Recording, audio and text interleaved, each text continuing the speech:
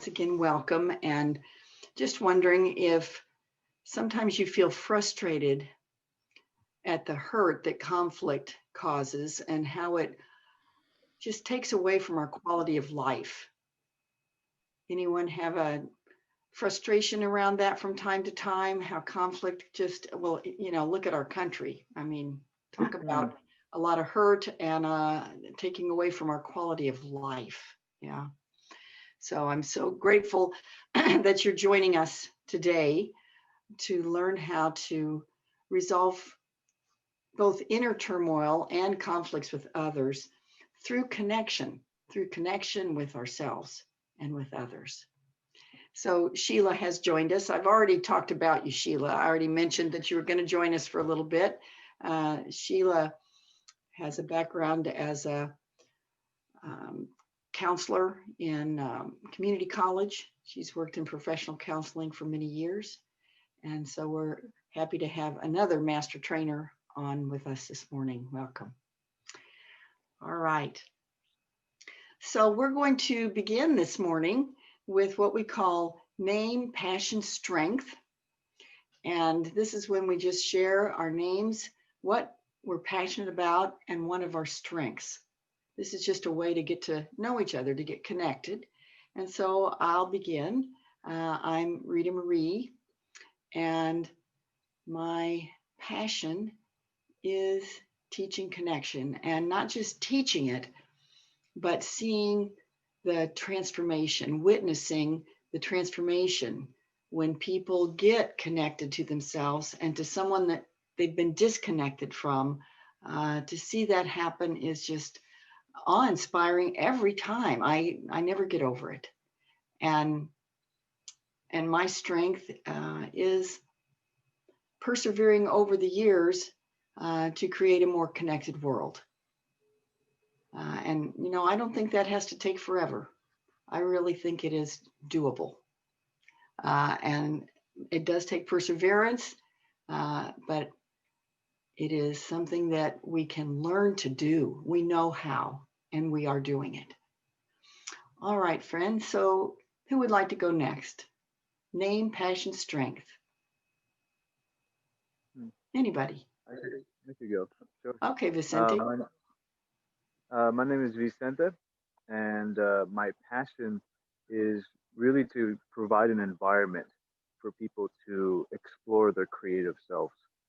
Um, that's really what my passion is. I have a big dream to host many different studios where people could sit down and really explore themselves.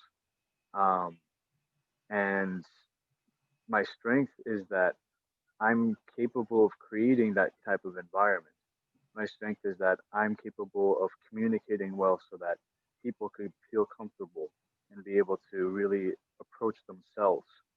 And honestly, I'm looking forward to what's happening here in this program because I know that's just only going to strengthen my strengths and really help me achieve my passion. So, yeah.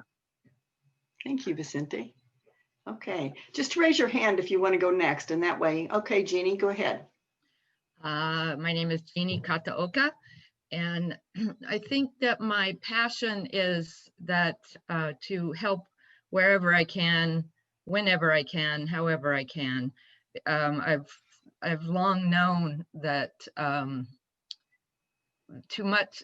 whom much is given, much is expected, but that's not to have it be onerous or a burden to me, but it just helps me to be grateful and appreciate what I do have.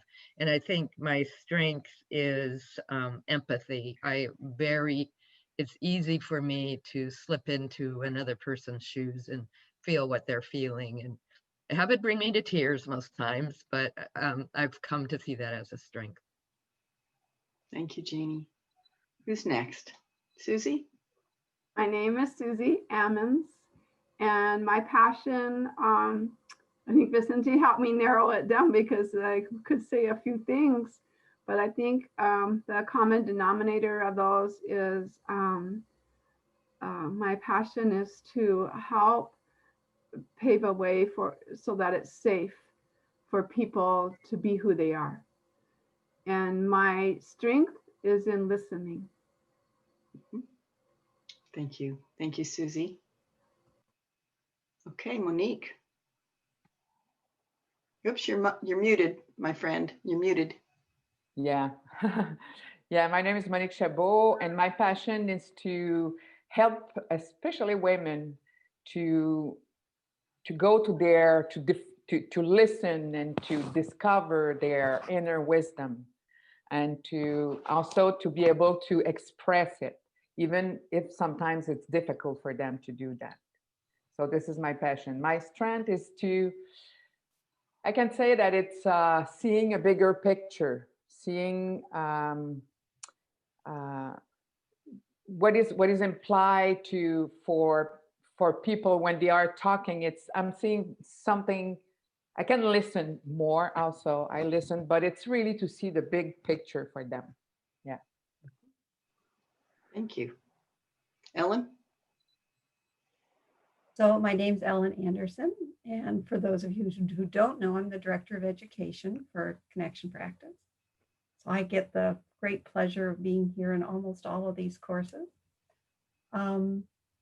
My passion is transformation. I've surrounded myself with butterflies just to remember that healing and growth and transformation is possible. And I think today I'm focusing on that my strength is holding a container in which I can support others in transforming into their most expressive and expansive self and authentic. Thank you, Ellen. Okay, I saw Pamela. Pam, do you like to go by Pamela or Pam? Pam is great. Okay, Pam, go ahead. Hello, everyone. I'm Pam. And when I think about what my passion is I have a passion for humanity. And I like to create a safe place for people to express whatever they need to express, things that are uncomfortable. And I think there are creative ways of doing it. So I dip into a lot of education where I can learn various methods of doing that so I can reach a lot of people. And I think I'm resilient, and that's my strength. Mm-hmm. I'm sorry, would you repeat that? I feel like I'm resilient. Resilient. Ah, beautiful strength. Thank you. And so I'm kind of in a transition myself, and I'm coming from a place of kind of a structured solution focused practice. And now I'm becoming more creative with art and incorporating artistic and creative ways people help themselves. Fabulous. So happy to have you join us, Pam. All right, who goes next here? Sharon? Morning, I'm Sharon Abreu. My passion has shifted over the years a bit and broadened, and I would say my passion at this moment is healing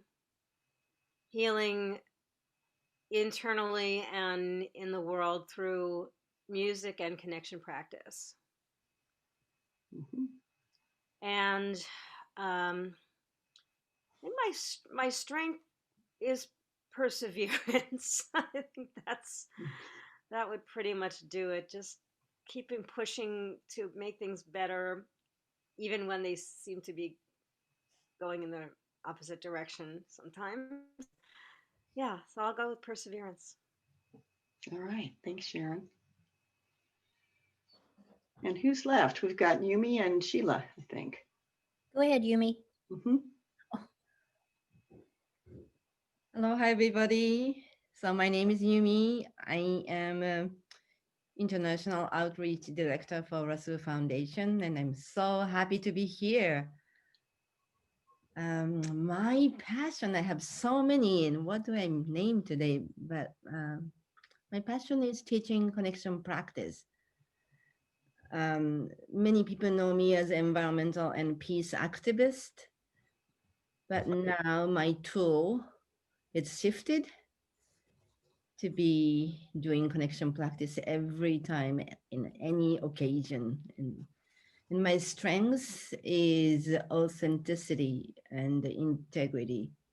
I try to be authentic and yeah, try to meet those needs all the time. I'm still doing, I mean, learning how to be, but that's my strength. Thank you, Yumi. Hi, I'm Sheila Johnson, and it's hard for me to separate out my strength from my passion, but I'll give it a try. I'm passionate about helping people realize the beauty of their spirit and the beauty of the spirits in others, bringing people together when they're not together, showing them, it's like you have a conversation with somebody, it's two ships crossing in the night, and you say, I said it as clearly as I could, and you still don't get it. And we've all experienced that and the frustration that goes with that, and showing people how they can come together and hear each other and understand each other and know the healing that comes from that, and the inner peace that comes from just that, being heard, being understood, knowing that they matter, that they're safe. And I think my strength might be that my down to earthness, my genuine being real helps others feel safe.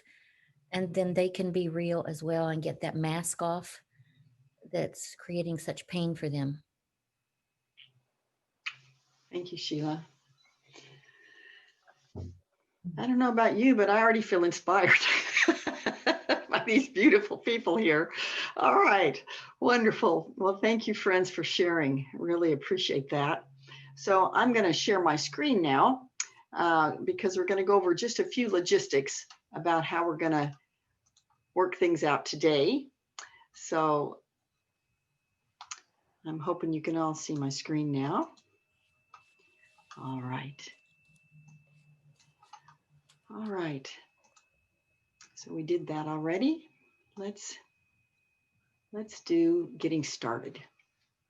So each of you hopefully has a manual now, and that manual is rich with information. We are not going to be able to cover everything in that manual today in our time. So please dive into it later. There's a lot of extra information and resources in there for you. So our goal today is for everyone to learn this self-empowering skill so you can apply it in your personal and your professional life. And you can ask questions at any time by just raising your hand. We will have breaks today. We're going to have a 5-minute break this morning. We're going to have a half hour for lunch, 5 minutes in the afternoon. So if you need a break, please feel free to request it. In other words, if our timing isn't in sync with yours, just raise your hand and let us know. And here's some suggested agreements. Please turn off your cell phones, which I need to do right now as well, because I keep it on in case somebody doesn't make it on time, but you all did. Thank you very much. And to keep confidentiality, that's how we create a safe space. And if you want to process something regarding another person in this course, to get their permission first. Once in a while, we have married couples, people that are really in close relationship take this course. So we always ask that they get permission to share anything that's personal. So we, again, create emotional safety. And we ask that you please return promptly from breaks and that you pin the speaker view when I'm talking. It will be easier for you to see my connection practice boards when I hold them up if you pin the speaker view. Does everybody know how to do that? I should say, is there anybody who doesn't know how to do that? Let me just check. No? Yeah, I don't know. How do you do that? You go up, Vicente, to the little 3 dots up in your right-hand corner of your picture. You see 3 little dots up there? Yeah, so press on that, and then you'll see, I believe, pin speaker view. Well, you have to go to your picture, Rita Marie. Oh, you have to go to my picture to do it. Oh. Yeah, the 3 dots in your picture. Oh, okay. Thank you. Otherwise, you'll pin yourself. Exactly. Your All right. Okay, great. All right, so I'm going to stop sharing now, and I'm going to instead invite you to participate with me in a little demonstration of the connection practice. And I am going to use my board. So hopefully by now you've all pinned me. And actually I'm going to pin myself so I can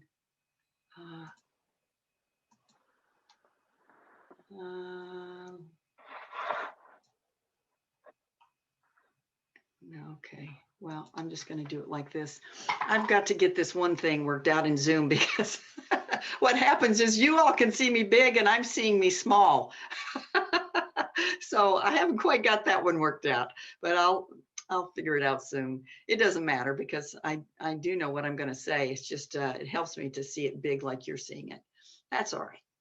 All right, friends. So I'm going to be using the boards, but before I actually dive into using the board, I'm going to tell you the story that we're going to process together. This is a real life story, and it's about a situation that I had a few years back where my nonprofit had been in a partnership with another nonprofit, and the other nonprofit was having some financial struggles. And Yumi, I'm just going to request not to have the chat right now, if you don't mind.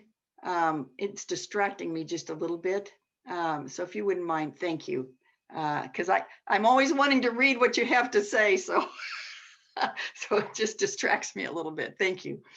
All right. So in this situation where the other nonprofit was having financial struggles, we needed to work out a new agreement. And so they assigned me a man to work with me on that agreement, and his name was Victor. We're going to call him Victor. And so I had my first meeting with Victor. I sat down with him, and right away he started talking negatively about people that we both knew. And that surprised me. I was taken aback by that. And then he goes off on personal tangents, talking about everything else but the task at hand, which was to forge a new agreement between us. So when I tried to bring him back to talking about this new agreement, he said to me, well, your work won't go anywhere without us. And I was really shocked at that. You know, there's a part of our brain, I'm sure most of you know about this part of our brain called the amygdala, and it's the fight, flight, freeze response. And in this case, I froze. I just couldn't think what to say to this man. I just shut down. And so consequently, we didn't make any progress. It was very frustrating. So now it was time to have a second meeting with Victor. And this time I wanted to be much better prepared. And so I knew I needed to do my connection practice to prepare for this meeting. And so what I did was identify the trigger. And you can see that here, that when Victor said, your work won't go anywhere without us, then I had some feelings and unmet needs come up. And so I'm going to invite you now to guess what the feelings might have been when that happened. So I'm going to ask you to take a look at my board, and you can also look at your own boards there if that's easier. So take a look at the choice of feelings here and just raise your hand and offer a guess of my feeling. Vicente? Emotional safety. Now you're looking at needs. Look at the Oh, feeling. I'm sorry. Yeah, I'm sorry. That's all right. Look at the top of the board, the yellow ones.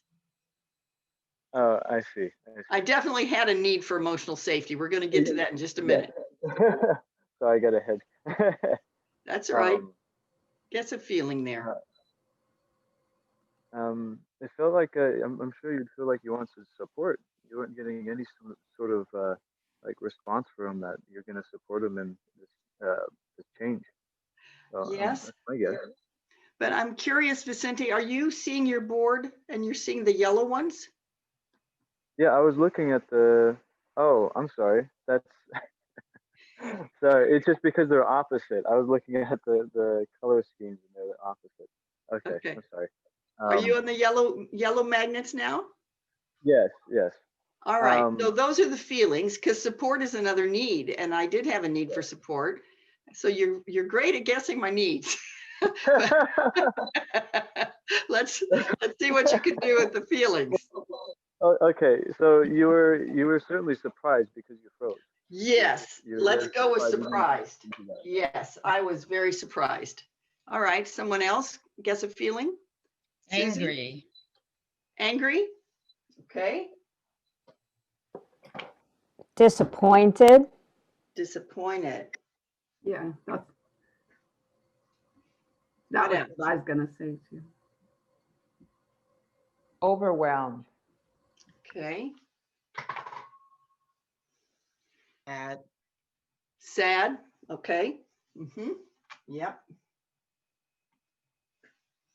Lonely. Uh-huh. I certainly felt alone. Rita Marie, there's a lot of glare on the board right now. Is there? Ah, that's better. Is that better? Afraid. Afraid. Okay, there's one more that, yeah, Pam. I might have felt motivated to show them. Yeah, okay. Yes. All right. And there's another one I'm remembering that I felt. Frustrated. I felt frustrated, but I also felt hurt. Mm, I felt hurt by that comment. yeah. All right, so now we're going to go on to the needs, and Vicente's already guessed two of them. And one was emotional safety, and another was support. All right, what other unmet needs do you think I had under those negative feelings? Clarity. Clarity. Mm-hmm. To be heard. The Yeah. need to be heard. To be heard. Yes. Respect. Mm-hmm. Respect. Maybe fairness. Uh-huh. Fairness. Comfort. Comfort. Okay. Did we say Connection. security? Connection. Yeah. To Did be you already, did you already say security? No. Security. All right. Connection. I did get connection. And Oh, you what did are you already. saying, Yumi? I'm saying appreciation. Appreciation. All right, I'm going to add one more. Trust. Trust. Yes, that would be important. Absolutely, trust. And I would also say to be seen for who I am. Mm. Okay, so now you can see here, I've got the needs piled up beyond the space there is for needs, which is just fine. We make the board work for us. We don't have to fill in the blanks perfectly. We can have magnets all over the place. We make it work to express our inner lives. All right. And so now I had to take a look at what is my main need with Victor. And really, it was emotional safety. The first one Vicente guessed, emotional safety. All right. So now let's try guessing Victor's feelings and needs. Now we can use some of the same ones. We can bring these down when we start guessing Victor's feelings and needs. So what would you guess that Victor was feeling? I would say to matter. Feelings, Oh, Vicente. Jeez, what is wrong with me? I'm backwards today. I think I slept on the wrong side of the bed. All right. Oh my Okay. God. Okay. Okay, yellow ones, yellow. Think yellow. Okay, so we Okay, got think the about it. yellow feelings here. Maybe And also jealous. Embarrassed. Jealous. jealous. Ah, Yeah. uh-huh. Yes, that sounds like a good guess. What else? Nervous. Mm-hmm. Yep, I would say he was nervous, talking Suspicious. nervously. Pardon? Suspicious. Suspicious, yes. Resentful. Uh-huh. Mm. Okay. Did anybody say afraid? No. No. That's All our right, good so board. let's move on now to guessing his needs. I think you did, really fabulous job here of guessing Victor's feelings. What about his Clarity. needs? Clarity. Okay, he needed Acceptance. clarity. I'm going to move that down. All right. What else? Acceptance. Acceptance. Mm-hmm. Reassurance. Okay. Mm-hmm. Reassurance. Here it is. Okay. What else? Security. Mm-hmm. Security, because they were having financial issues in the organization, so that makes a lot of sense. Stability. Yeah. Mm-hmm. Yeah. Stability. Okay. I won't say shared reality. And shared reality. So yes, when we don't have that magnet, so this is a great example of when we write it in, because it is one of the needs that we talk about, a need for shared reality. And Vicente guessed, I think his first guess was to matter. Mm-hmm. Wasn't that right? Yeah. Mm-hmm. Yeah. So let's put that on there. All right.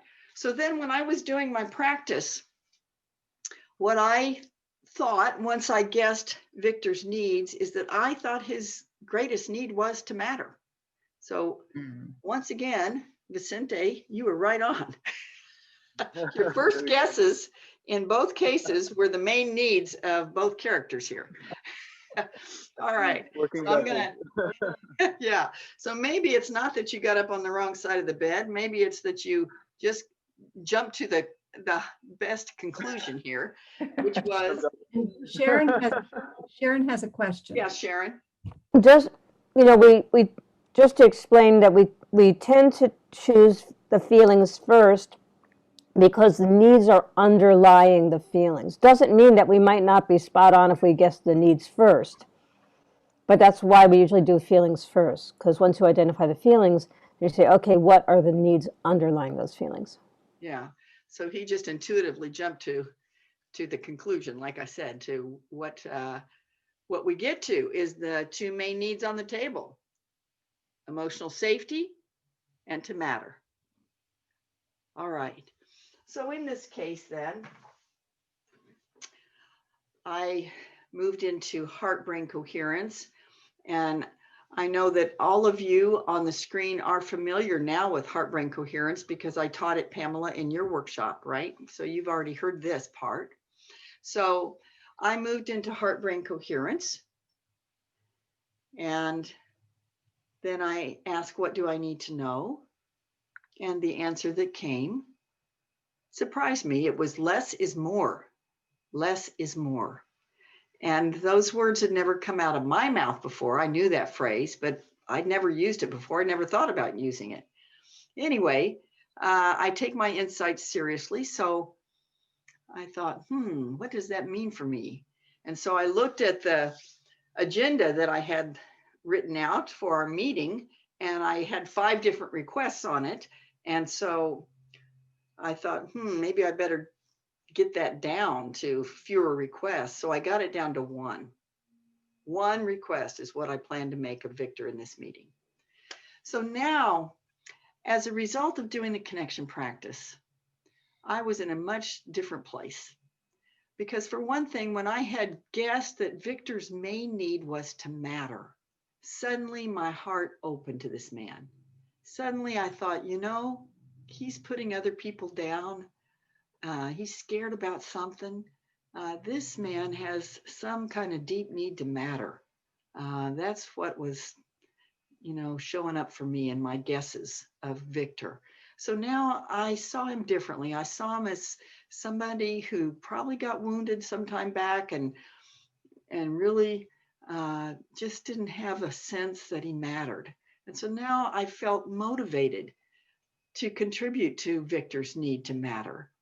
And I also thought about my need for emotional safety. And I know from experience that the way that I create emotional safety for myself is by giving empathy to the other person.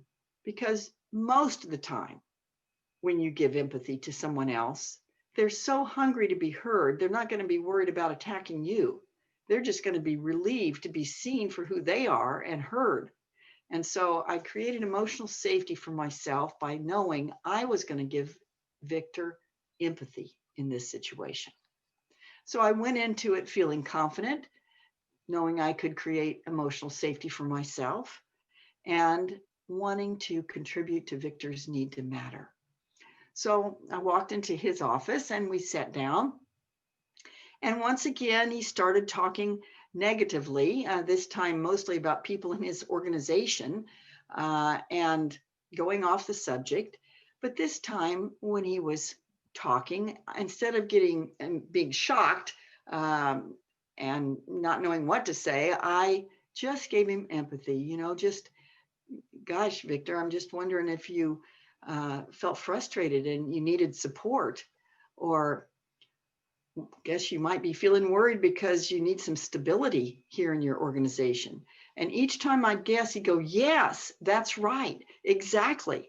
And that's how we know that we're landing our empathy, is because we are getting those kinds of yes answers. And there's this sort of relief. Yeah, yes, exactly. And so as I talked with Victor, I could see that we were beginning to really make an authentic connection. And then I finally came with my request. And he said, oh, sure, we can do that. And we can do this, and we can do this, and we can do this. So I was relieved myself. I felt more authentic myself with Victor, and I was so happy that we made some progress. So this time when I left the meeting, we had made progress, and I just saw him completely differently, that we had this authentic connection now. And it was all because through the connection practice, I felt safe and he felt that he mattered.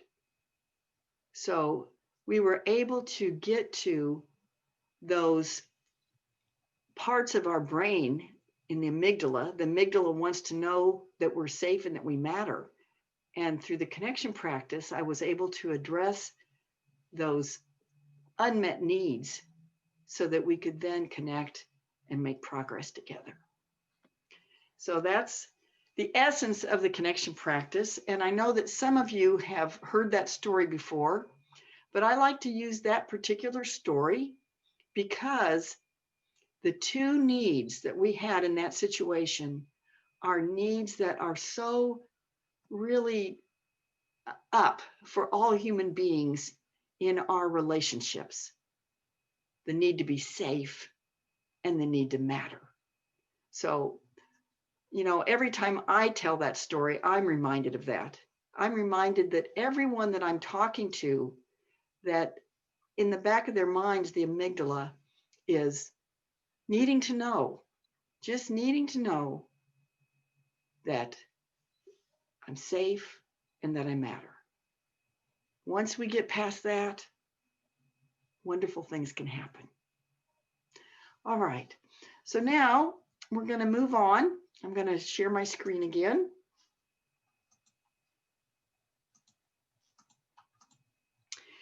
And talk for a moment about the science behind every step of the connection practice.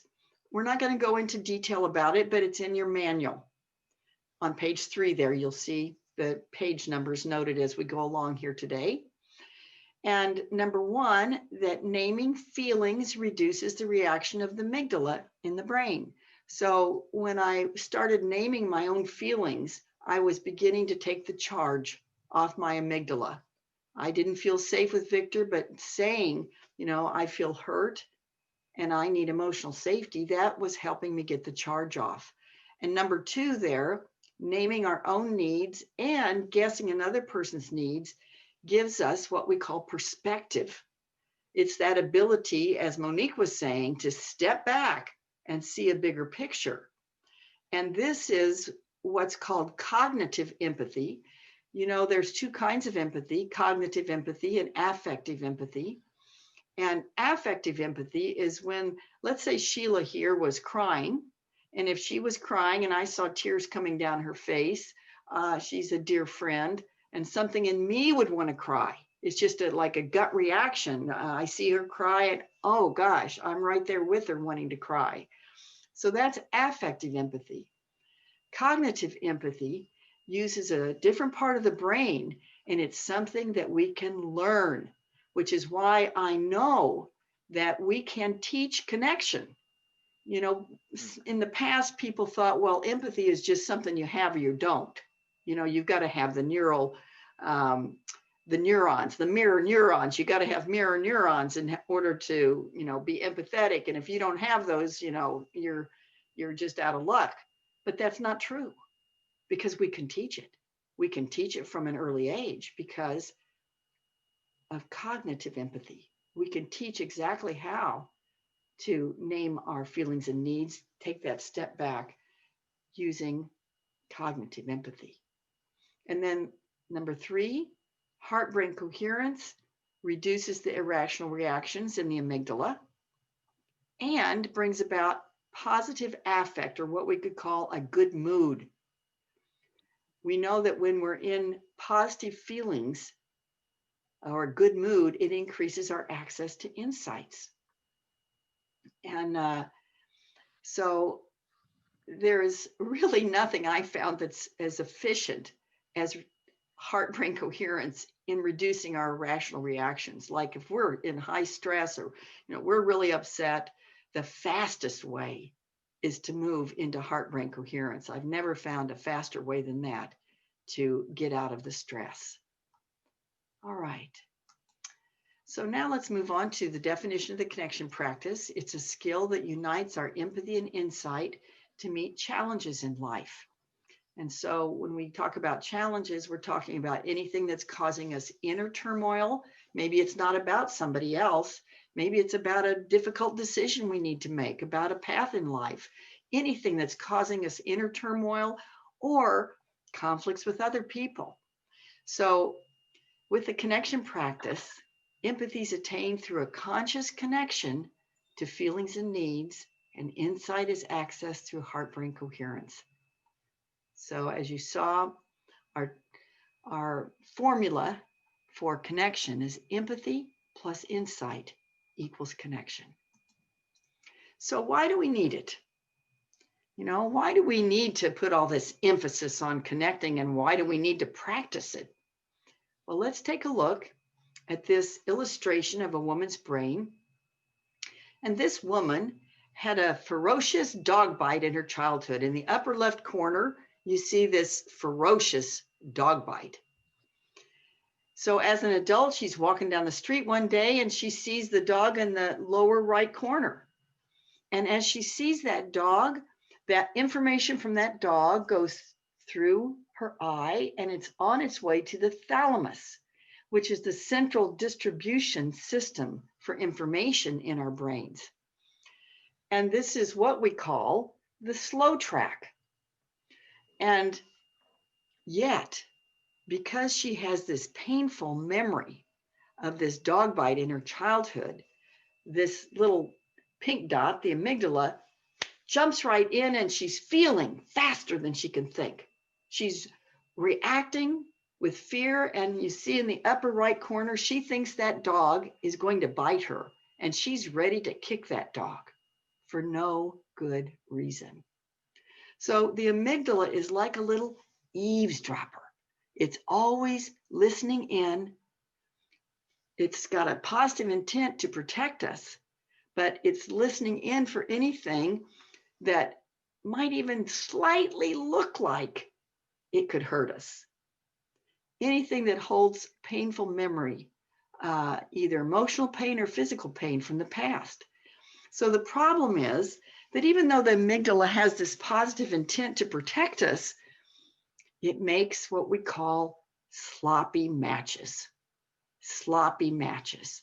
Because you see this little dog in the bottom right, this puppy, is not the ferocious dog of the past in the upper left corner. It's a sloppy match. And so that's the challenge with the amygdala. I'm going to stop sharing for just a moment. So, I imagine all of you can think of times when you reacted for no good reason. You realize later that you weren't really reacting to that person. You were reacting to a boss of the past, some boss who put you down, or, you couldn't be heard or whatever. And then, you've got a new boss and suddenly you're reacting to them. And so that's how the amygdala puts us into jail, you could say, in jail to the past. We're held hostage by the amygdala because it is reacting out of a sloppy match. Let me give another example. Let's just say that I was a battered child and my mother battered me. And so for the first time today, I'm seeing Ellen's face here on the screen. And right away, I just have this gut reaction. Gosh, I wish she wasn't in this course. I don't know what it is about her, but I just don't like her. And I have no idea. My amygdala is in charge of me right now. My amygdala has taken over. I'm in jail to the past because something about Ellen's face has reminded me of my mom. Something about her nose and the way her mouth is reminds me of my mom. And this is not true about me, by the way. But let's just say that, Ellen has reminded me of my mom. And suddenly I can't see Ellen for the beautiful person that she is. I'm held hostage, but in a way, I'm holding her hostage to my amygdala because I cannot see her in the present.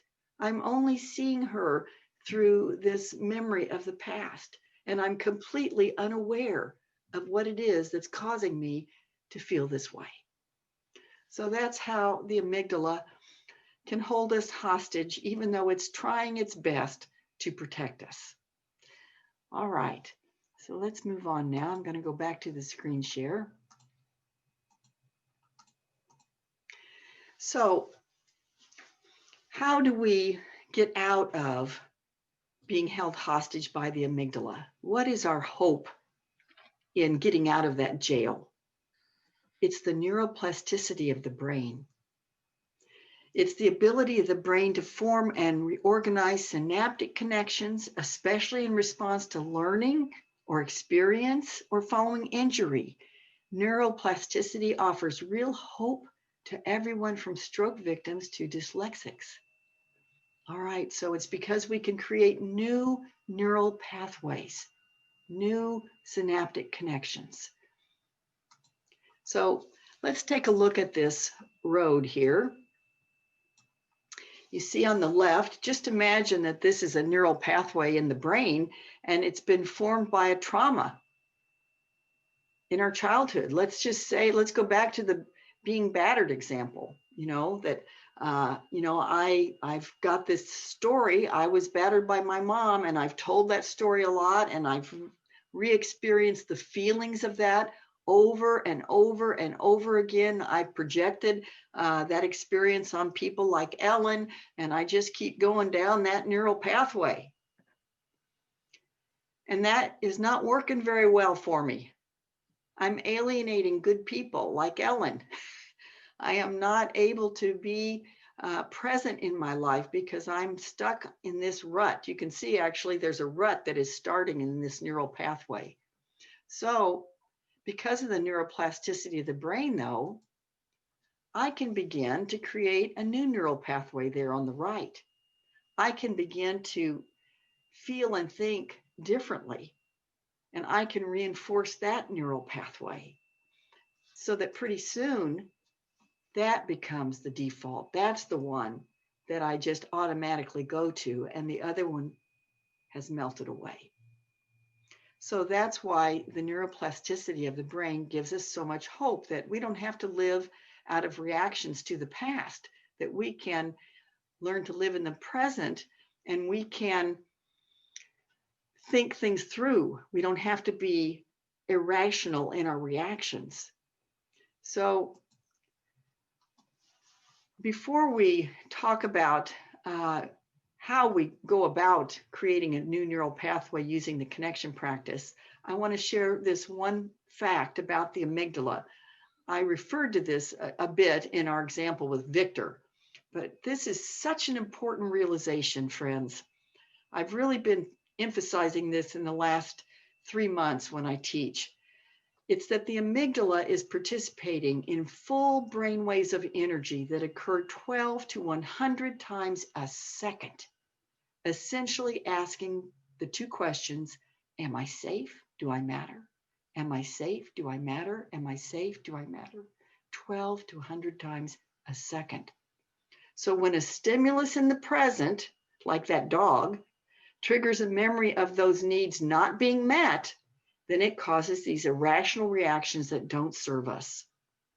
But of course, like I said, the hope is that we have the neuroplasticity of the brain working in our favor so we can create new neural pathways.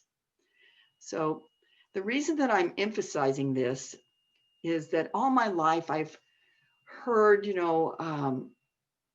high ideals of peace and love and even connection and all of the things that we want to create a better world.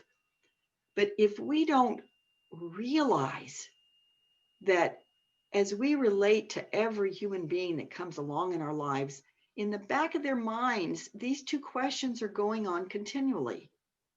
And if we just learn to address that, if we're proactive in helping people know how to feel safe and how they matter, then we can connect, then we can create a better world. But we have to fully realize that being safe and mattering comes first. Everything else follows. Otherwise, we're up against an invisible wall of this jail that the amygdala creates. So what's the first step in creating a new neural pathway? It's that we need a pause. We need a pause between stimulus and response. Now, on page 5, you can fill in the blanks there. You see page 5 in your manuals? You can fill in the blanks as I talk here. There's this wonderful quote from Viktor Frankl. Would somebody like to read that? I'd like to hear somebody else read that. Anyone? Just raise your hand and read. Read it. Sure. Okay, go ahead. Between stimulus and response, there is a space. In that space is our power to choose our response. In our response lies our growth and our freedom. Exactly.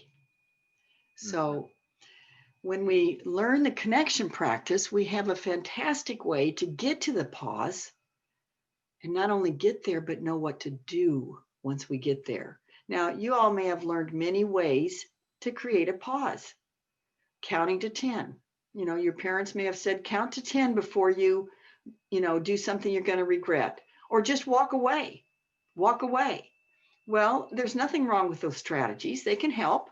And sometimes, even if we know the connection practice, we got to walk away to get connected to ourselves so we can respond from connection instead of reaction. However, knowing what to do to maximize the pause, the benefits of the pause, is so helpful, because using the connection practice gets the irrational reactions out of the way and gives us access to our best intelligence. In other words, we get out of the way what we don't want, and we get access to what we do want, our best intelligence. All right, let's move on. So how do we actually do that? What do we do in this pause between stimulus and response to get maximum benefit? We do empathy plus insight. That's what we do. We do the steps of the connection practice, and that quickly restores connection with self and with others. And so now we're going to first talk about the second aspect of the connection practice. We're going to learn about insight first, because once we learn that, then we can immediately start using some experiences that help you put the whole connection practice together. So since we're focusing on insight, we understand that heart-brain coherence is the fast track to insight. It's a very efficient way to get to insight, or what we could just say is our best thinking, a better thought. That if we were not coherent, and upset about something, really triggered about something, and then we get coherent, that no matter what comes after the coherence, it's going to be a better thought than a few minutes earlier. We're going to have better thinking. So I learned about coherence from the HeartMath Institute. They're here in California, in Boulder Creek, and they have been tremendous support with the connection practice. They've been a partner in every wonderful sense of the word. Really, truly one of the stellar organizations I've worked with in my life. Incredible integrity, because they know how to live from this heart intelligence, and they live it. So I have just tremendous respect for the HeartMath Institute. They are a leading research institute on the connection between the heart and the brain. So now I'm going to invite you to go to page 8 in your manuals. I'm going to grab that myself. Okay. So on page 8, I'm going to ask you to write down some challenge in your life, some problem you're having. It doesn't have to be a conflict with another person. It could be. It could just be some problem you're trying to solve, you're kind of blocked on. Any challenge, any problem that's just up for you. And then write down in the A section there, your best thinking about your solution. What do you think you could do to solve that problem? Let's just take a few minutes to do that.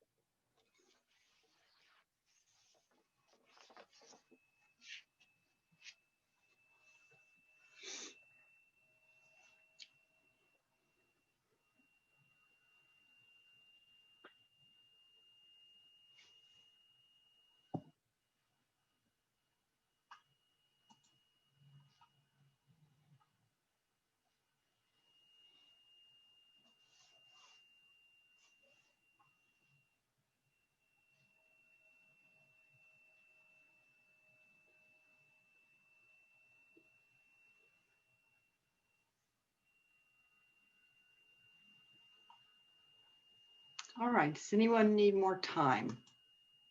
Please raise your hand if you need more time. Okay, everybody looking up at me? All right, good. All right. So now let's talk about, we're going to just set that aside. So just keep that handy. And now we're going to talk about coherence. Would someone read coherence for me, please? Anybody? An optimal state in which the heart, mind, and emotions are aligned and in sync. Physiologically, the immune, hormonal, and nervous systems function in a state of energetic coordination. Thank you, Jeannie. And so this picture here on the left shows that just like this boat where everybody's in sync, this is what happens in our bodies when we move into coherence. So let's talk about how coherence impacts the heart. So this is a graph of heart rhythms. And what it's showing is the heart rate variability. Now, the heart rate variability is the speeding up and the slowing down between heartbeats. And so you see here when we have a negative feeling like frustration, that it is very erratic. There's no consistency to this rhythm. And it inhibits our brain function. You see there on the right, it says inhibits brain function, incoherence. Now, the term incoherence here is a scientific term. It's not like when somebody's drunk and you say, oh, he's incoherent. This is actually the measure of the coherence between the heart and the brain. And so probably most of you already knew that, unless you're a person who, when you get angry, you think it's your very best. Is that right? Anybody do that? I don't think so. All right. And that's because when we have those negative feelings, it gets in the way of our thinking. We can't think at our best. However, what was a revelation to me years ago, actually back in 1997 is when I first learned this, that when we have a positive feeling, and we're not talking about positive thinking here, we're talking about a positive feeling state, like appreciation, that our heart rate variability becomes even and rhythmic. And the big aha is that this facilitates our brain function. We think at our very best when we are in a positive feeling state. This is what creates coherence. All right, so let's move on. So, years ago, I lived by the saying, change my thinking, change my life. And I do believe that the way we think matters. I think it's important to contemplate our thinking and see if it's true and work with our thinking. However, I found it's far more efficient to change my feeling, change my life. And I think you'll find that to be true too. And there's a reason for that. There's a physiological reason why it's easier and more efficient to change your feeling, change your life. So let's take a look at this slide. This is the body pictured as a system of biological oscillators. Now I'm going to stop sharing for a moment because I'd like for you to imagine that the room behind me, which I know you can't see, but just imagine there's an empty room behind me. And I'm going to bring in clocks of all sizes with old-timey pendulums. Little clocks, medium-sized clocks, and the great big grandfather clocks. They're going to all come into the room at the same time. Now, when that happens, and we have pendulums of different sizes, you see here's the long pendulum and here's one that's shorter, okay? So when they first come into this room, all of the pendulums are going different ways, like this. But eventually, the clock with the biggest pendulum is going to bring all the other pendulums into sync with it so that they're going together. This is a principle of physics that is called entrainment. So let's go back now to our slide.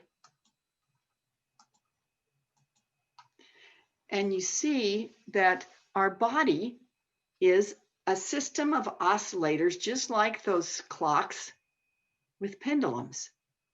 And so you see all of our biological oscillators represented here as clocks. And which one is the biggest one? Anybody? What's the strong Heart. The heart, exactly. So you see that we have brain waves that oscillate. We have lungs that have a rhythm and that oscillate. The heartbeat oscillates and the digestive system oscillates. So we are a system of moving parts, of oscillators.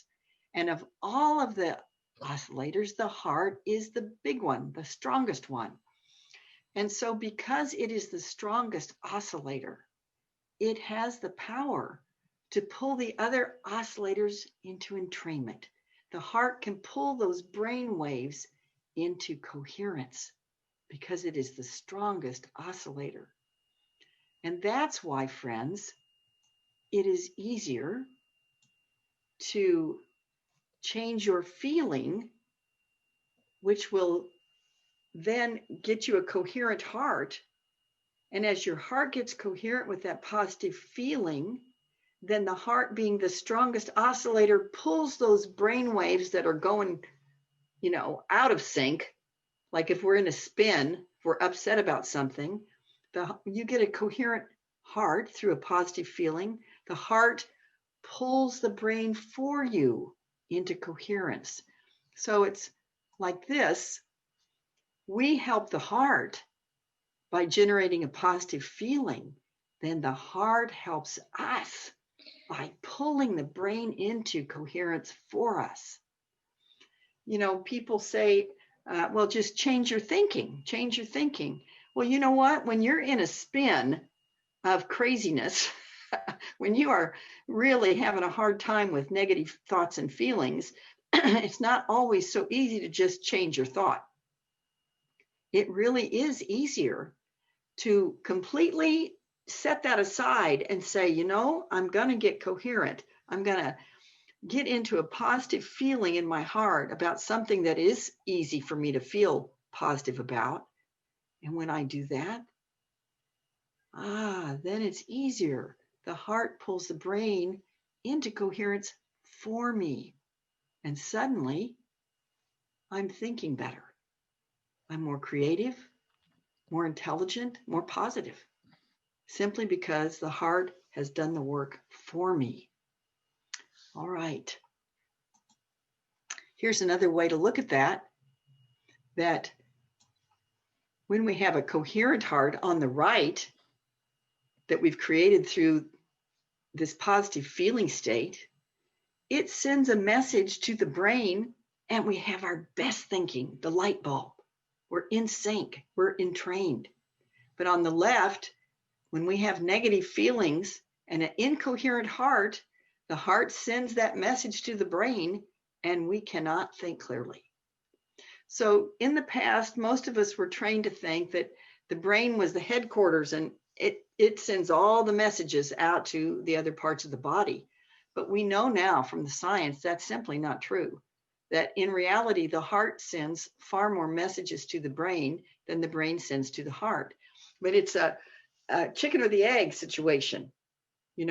Many of us were taught first you have the thought and then you have the feeling.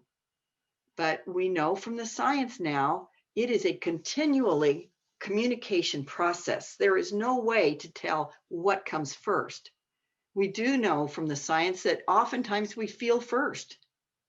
And so this constant process is what we are able to learn about so that then we can say, hey, if that's going on, this constant communication between the heart and the brain, I want to start with the heart with a positive feeling so that I can get communication going that's harmonious, so that it's then like a happy conversation between the heart and the brain. It's as if they're getting along, like they really love each other, as compared to having negative feelings where it's as if they're having an argument, or you could say it's like putting on the gas and the brake at the same time. You're like this. All right. So now let's talk about what connects you with your heart. In other words, how do you activate this positive feeling? So on page 13, you'll see there's blanks there, and I invite you to write down 3 things that you appreciate. 3 things that just make your heart sing. Now, I use my dog Millie. I've used her for years. When I want to get coherent, I just have to go down and feel Millie in my heart, and I can feel it right now. In this very moment, I'm getting more coherent because I am appreciating Millie. And so that's what we're looking for. We're looking for something like a time in nature, something that is awe-inspiring, just fills your heart. It's got to be completely positive. We encourage people not to use like your spouse, or someone that you might have some negative memories, perhaps, or, and children too, when we're in relationships with human beings, and we're close to other human beings, there usually are some negative feelings. So we want to choose something that's completely positive. So I'm going to just give you a few minutes to fill that out.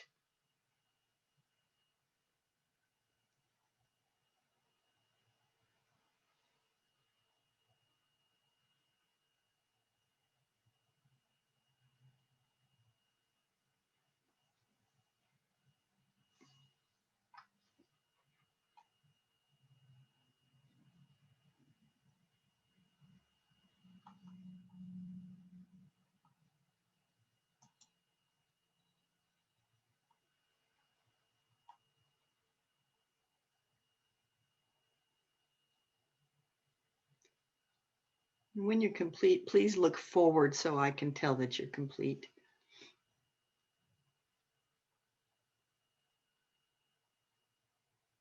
All right. Anybody need more time? Sheila, you're complete? Okay. All right. All right. So now we're going to practice what's called quick coherence.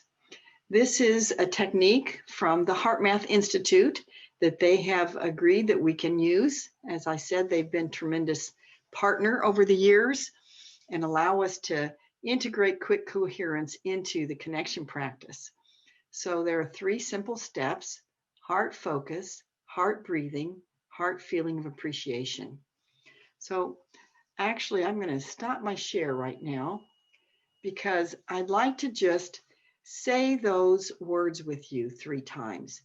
These are words that once you get them into your very being, they will serve you so well. And so when we're first learning them, I find that it helps to actually put hand motions to it, like heart focus, and then I go heart breathing and heart feeling of appreciation. This is just a way to memorize the steps. It's not how we actually do it. It's just a way to really memorize those steps so you never forget them. So I'm going to invite you. You can be muted, if you will, like Jean, you're not muted yet. If you'll mute yourself. And then I invite you to say out loud with me those 3 steps, and we're going to do the motions together 3 times just to get that into your memory bank. Are we ready? Heart focus, heart breathing, heart feeling of appreciation, heart focus, heart breathing, heart feeling of appreciation, heart focus, heart breathing, heart feeling of appreciation. All right, wonderful. All right, so now let's go back. Because we're going to take a break and we will be coming back to actually do the quick coherence. This is just a way to begin to think about it, to get the 3 steps in mind. If you do have an inner balance on your phone, please turn your phone on now. I'm going to do that myself here. Turn your phones on. And if you have the inner balance, then you've got a sensor. So you're going to put the sensor in your phone so that when you come back, you'll be ready. And so let's see what time it is. It's 10:12, and we're going to take a bio break, 5-minute break. So let's be back at 10. Oh, Pam, question? Unmute yourself. Mm-hmm. You said an inner balance on your phone? Yes, but inner balance is an option in this course, Pam. And if you're interested in getting one, I can help you with that after the course. It's like biofeedback software that measures your coherence. You do not have to have inner balance. or there's other software called M-Wave. Back in 1997, they had not invented the software yet. I learned to do it just the 3 steps that I just shared with you. That's how I learned to get coherent. But it is actually fabulous to have this. I'm going to demonstrate it after the break so that you can actually measure your heart-brain coherence. All right, so it is 10:13, friends. I ask that you please be back by 10:18.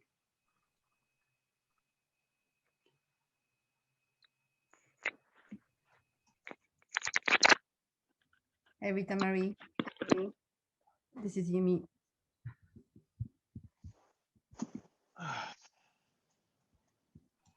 I'm here. Yeah, sorry, I was trying to type to another text, but somehow I got typed in the chat. I made a mistake. Yeah, when after you requested, I was still typing. That's for myself and others later to have the. I'm trying to get to some timings when I'm teaching the intensive because I'm teaching also. Anyway, okay. I was trying to not to type in the chat, but somehow it went. So I just want to apologize. Oh, that's all right. Yeah, it just the box popping up, distracted me a little bit, but that's all right. You mean no worries. And just a point of awareness, you know, in this trainer guide that we're finishing, that has the script, we have the time for each thing. Every little slide is timed. And Ellen has been fabulous at tracking me. I mean, she watches and she times me to see how long I'm taking for this each slide. Of course, it's not an exact science, you know, but she's got it pretty well nailed down. And now you're teaching this in 5 hours and a half. Right. Okay. Yeah, that's okay. That's about right. Yeah. In Japan, also we want to do it in 6 hours. So I need a bio break, my friend. Right. Be back. All right, friends, if you are back, we'll get started. All right, so I already mentioned inner balance. So these are the 2 products from HeartMath that measure heart-brain coherence. You see inner balance there on the right. That's what we're going to look at here in a moment. And then on the left is what we call the M-Wave. And so some of you have those, but like I said, it's not necessary to have the software to learn how to get coherent.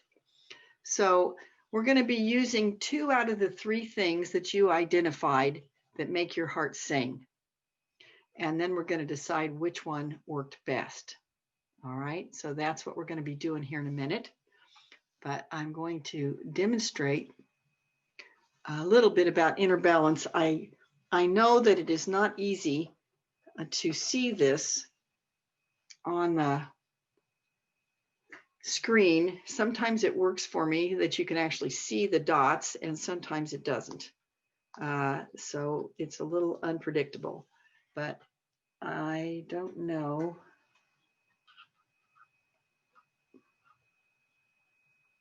Oh, there. Now you see the little green dot, not the big round black thing, or even in the middle. Above the black circle, there's a little dot there. Do you see it? You can just barely see it because I have to turn it in order to, when it's got the light there, it just doesn't work. And even if I turn the light off, I don't think you can see it any better. It doesn't make any difference if I turn the light off. So I just want to give you a sense of it. Oh, I see yours, Jeannie. I see your dot at the top. Now, why can't I do that? Are you feeling frustrated? Just a little, yeah. So that's just what I need to feel right as I'm getting ready to model coherence here, right? Yeah, but that's all right. Okay, so I've taken my earring off. I put the sensor on. I'm going to put this down just a second here. Get this securely on my ear and put this here. All right. All right, and so now I'm going to just push this little triangle down here at the bottom. And I'm going to see if I can get coherent despite technology.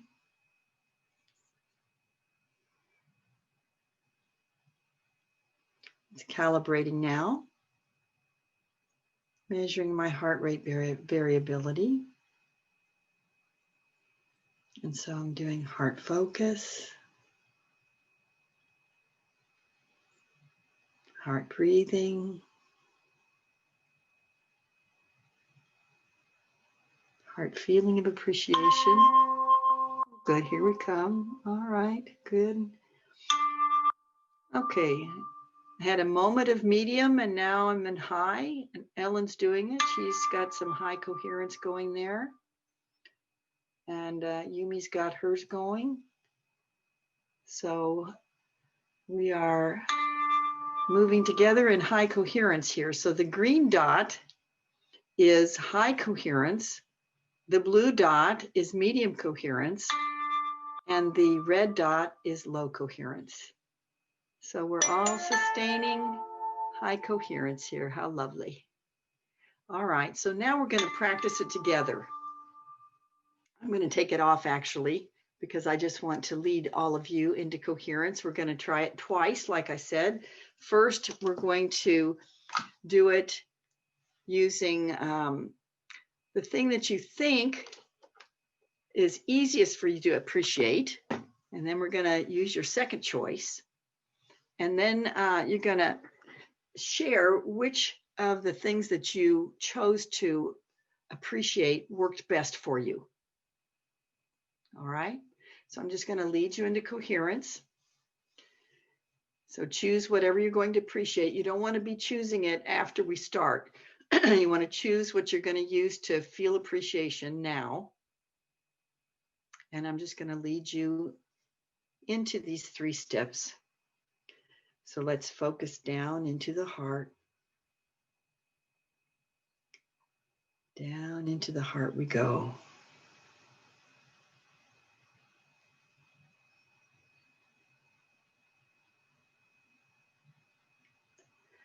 And now breathing deeply and rhythmically, as if breathing through the heart. Let's breathe.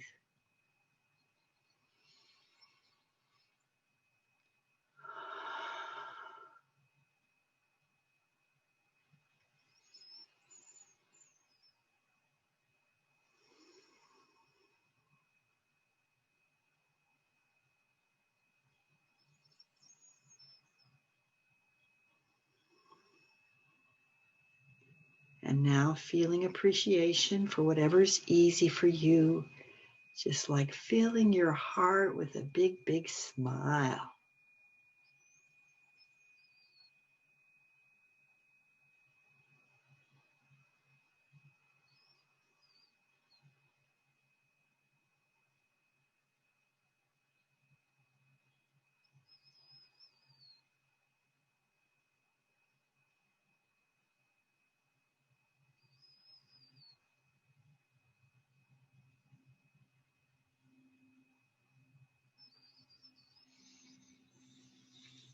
And now I invite you to open your eyes.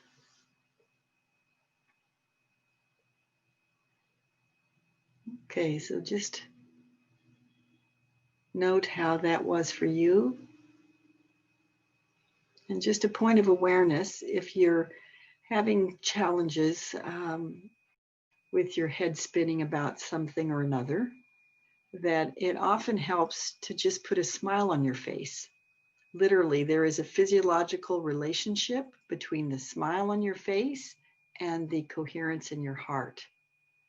So if you're having a little difficulty, just smile and you'll be amazed at how it can help you. All right, now we're going to use your second object of appreciation, whatever it is, makes your heart sing. Let's give it a try. We're going to do it again. Now, are we ready? Heart focus, focusing down into the heart. Down we go.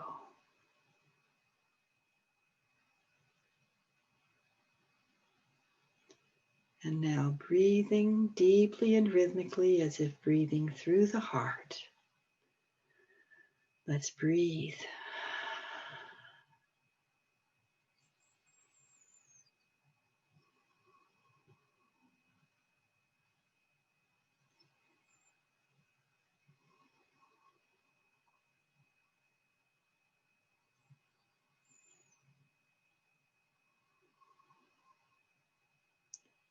And now feeling appreciation for whatever's easy for you.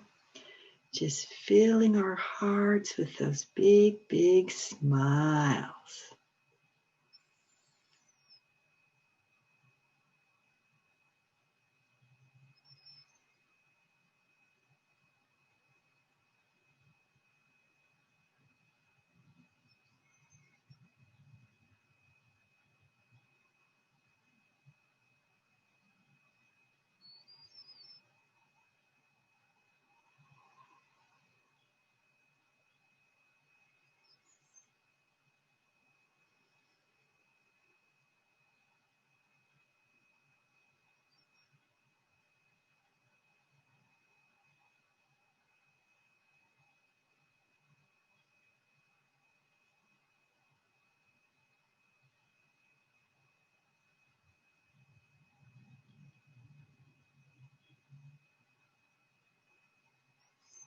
And when you're ready, I invite you to open your eyes.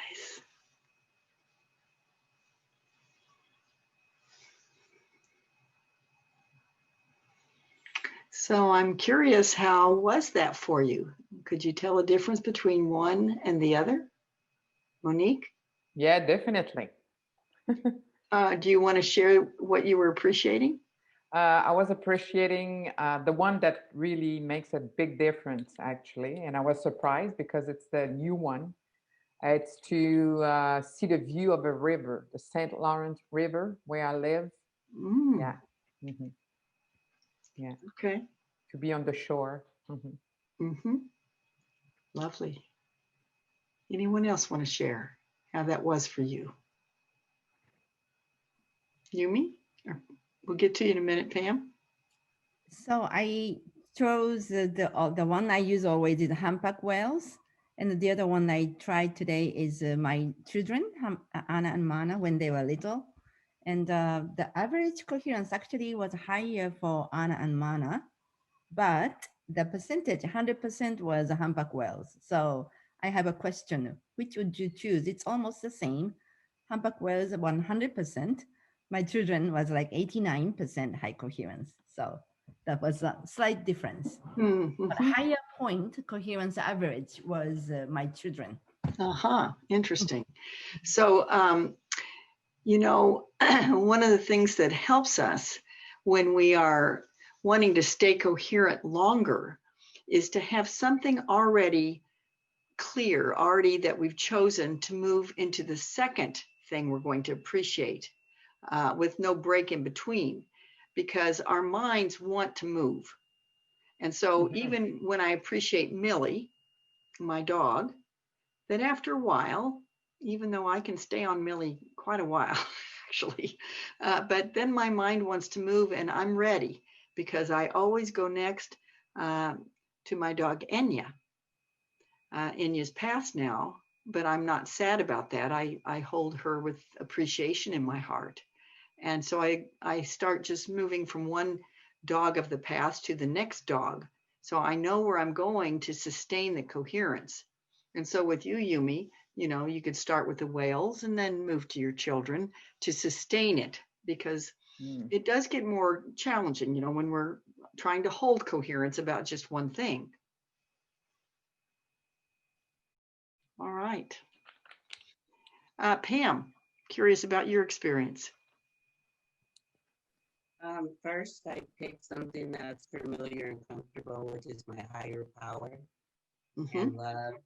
And so that's easy to stay in, I noticed, and comfortable. And then my second choice was the beach, because I find a lot of peace at the beach. And so I have a lot of memories to draw from at different waves and just sunsets and sunrises. And did you tell a difference between the two? I think the first one is because it's something that I drew from a very long time. So it was just easy to go to, and I know it brings me comfort. Uh-huh. Okay. And you know, that's a really important point there, Pam, is this is something that you have practiced, it sounds like. You may not have practiced it in this exact way, but you've gone to the feeling of having your higher power over and over and over again. Is that right? Okay. And so that means that you've got a neural pathway going there that really can serve you in a moment of stress to go there. And that's that's what Millie is for me. You know, it's just an automatic. It's the default. I can go there when I'm stressed. So uh, practicing with one thing over and over again has great value because your whole body, you know, mind, body, spirit gets the message that you know where to go to when you're stressed. You don't have to think about it. And it's transferable because I'm able to do it right now. And then when you meditate, I've been able to do it in other times. So it's real. Yeah, so it transfers from one kind of experience in life to the next, is what you're saying. Yes. Is that right? I'm saying that you can use this method in other ways. Because when you meditate, it's challenging sometimes to kind of stay focused. That is so true. And actually, we have some stories from meditators who, you know, were meditating for years, but then took heart math and learned coherence and found that they could get into the meditative state more efficiently by getting coherent first. That the heart was pulling the brain into that coherent state, and then they use whatever meditation technique they use, but it is easier. And I also remember reading a report from a meditator who said that not only was it easier to get into meditation, but that he found that he didn't need to meditate as long as he had in the past to get to a feeling of peace, that this helped him to get there faster. And then also, this was actually a story about a man who got addicted to meditation because he wanted to withdraw from life and just feel that peaceful feeling all the time. And so he was going on retreats and withdrawing from life. But after learning that he could be coherent in any place he was, he didn't have to withdraw from life. He could hang in there and use coherence to stay in that peaceful, happy feeling. So thank you for bringing that up. Ellen. I just have noticed at this time that when I would drop out of high coherence, if I would do a deep breathe and sigh, it would bring me right back into it. So it reminded me of how important that second step of slow and deep breathing is. So that true. was something I noticed today.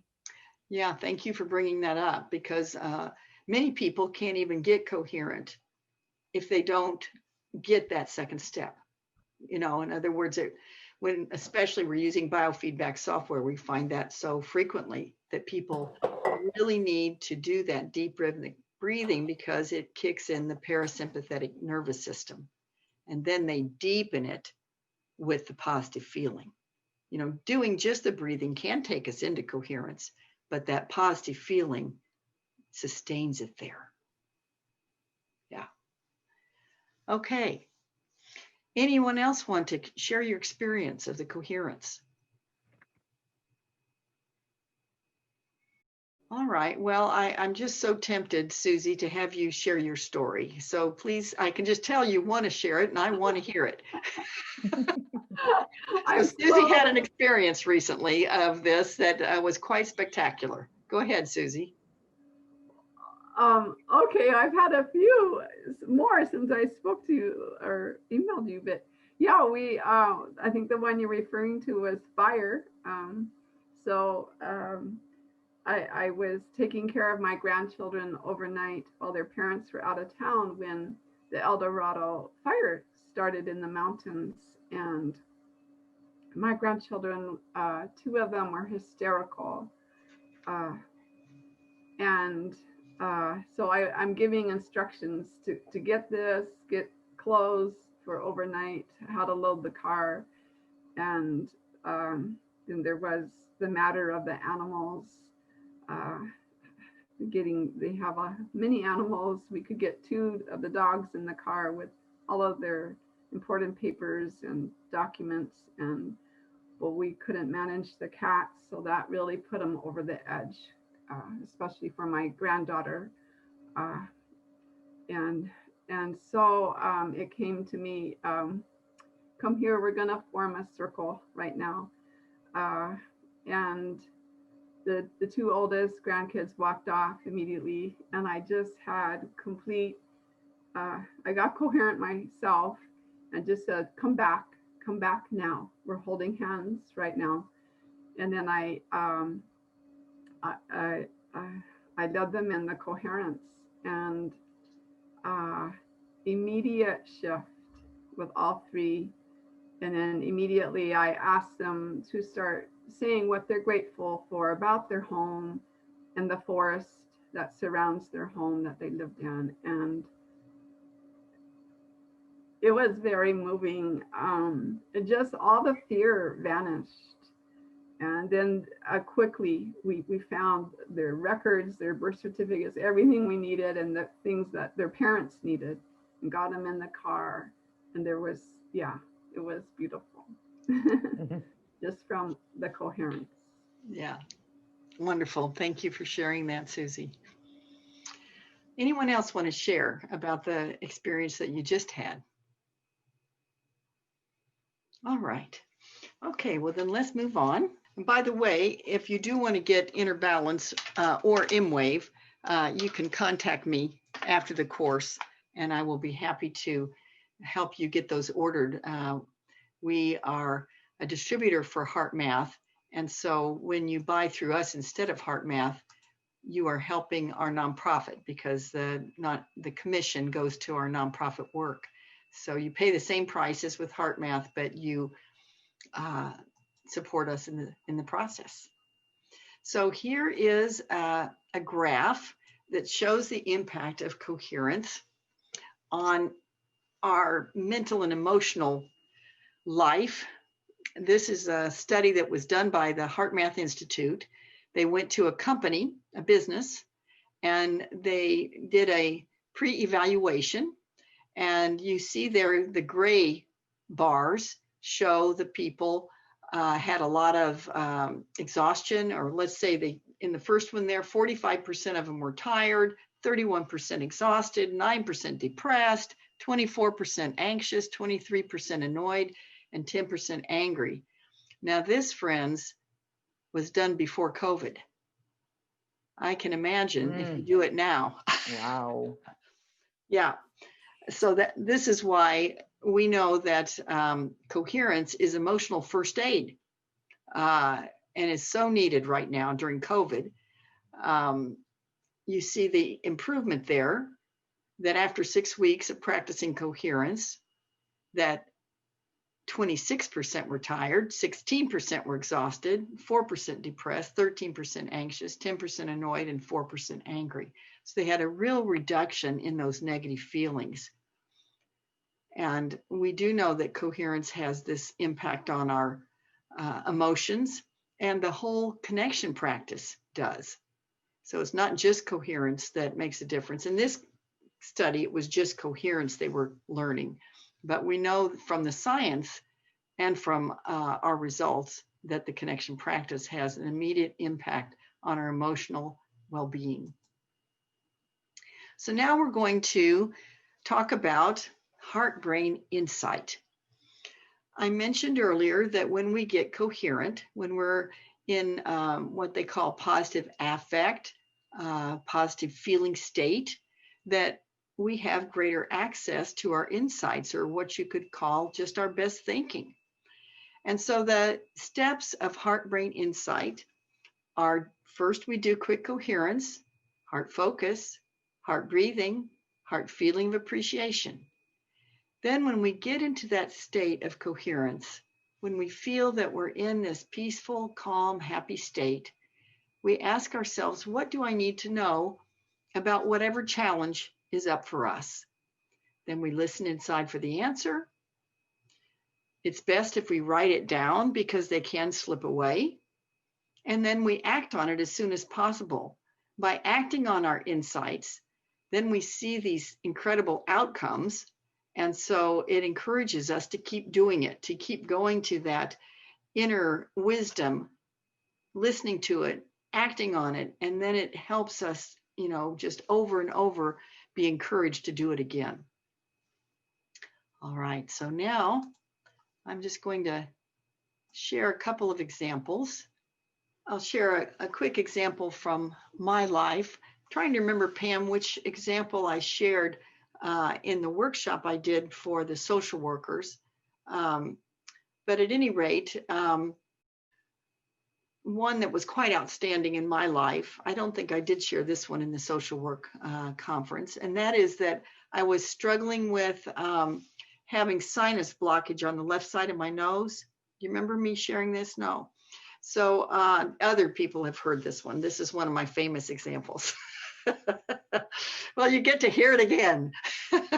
And so I was having this constant blockage, which I'd never had sinus problems. I didn't know what in the heck was going on. And so I went to different doctors. I went to 3 different ear, nose, and throat doctors trying to get this resolved. And they might give me something like a steroid or something that changed it temporarily, but then it would come right back. And I was doing these miserable sinus cleanses all the time, having trouble when I flew.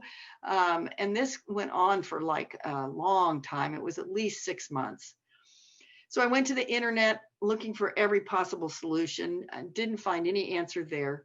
And then finally, I realized that I had not done my own heart-brain insight, asking for an answer. It's like, hello, Rita Marie, you teach this, you could use this on this problem. And so I did it. And so I did my heart focus, heart breathing, heart feeling of appreciation. And then the answer that came to me when I asked, what do I need to know, was stand on your head. Stand on your head. Now, I'd only done yoga a couple times in my life. I was not a yoga person. However, when I was younger, I had been quite acrobatic and I used to stand on my head. So it'd been about 40 years, but I figured I could still do it. So I put a pillow down next to the wall. I went and I put my head down and I threw my feet up against the wall. And I was able to tolerate it for a minute or so. And then I stood back up and by golly, I was starting to get some air through here. I was going to be able to breathe a little bit. So I did it again. I stood up and wow, I can breathe through that. And now I did a 3rd time. And by the time I stood up the 3rd time, I was breathing normally again through the left side of my nose. So, that insight, stand on your head, it was just completely out of the blue. I had no clue about doing that. I never read anything about it. It was just amazing to me that I got my answer that way. Now, not all insights are that spectacular. And a lot of times, like I said, it can just be, a little better thought than you had 5 minutes earlier. Or it might be that you don't get any answer at all, that you've set the intention and nothing came. There can be lots of reasons for that. It could be that you're hopped up on caffeine, or it could be that you have too much demand on an answer, like, I need to know the answer to this, and that can get in the way. So it can be, that nothing comes, but because you've set the intention, a lot of times it'll come later, when you're doing the dishes or driving the car, the insight will come through. So it might be nothing, or it might just be a shift of feeling. You might have had negative feelings and now you're just feeling more positive, or it might be specific thought. I know Sheila couldn't stay with us, but one of the things that Sheila always reminds me of is that insights are short, positive, and quick. that usually they come quickly. You know, if we sit in coherence for 5 minutes, we're probably spinning in our heads. So they're usually quick. They're not convoluted with long explanations. You know, they're short, positive, and quick. So they sometimes come as images. You know, it doesn't have to be words, or it can just be like an idea. So people get them in different ways. But the main thing is not to have any judgment around what is an insight and what is not. Even though in general they come short, positive, and quick, what happens when we're first learning this is that people tend to think, now, is that an insight? So you're judging your thoughts like, is that an insight or is that just my intellect or what is that? Doesn't matter, friends. Really doesn't matter if you identify, oh, that's an insight. The only thing I would say is if it is something that is a should, like if the thought that you get is you shouldn't do that, you know, or you're doing something you shouldn't do. In other words, if it is a critical voice, then that is not an insight. That is the voice of your critical parent kicking in there. That's not what you're looking for.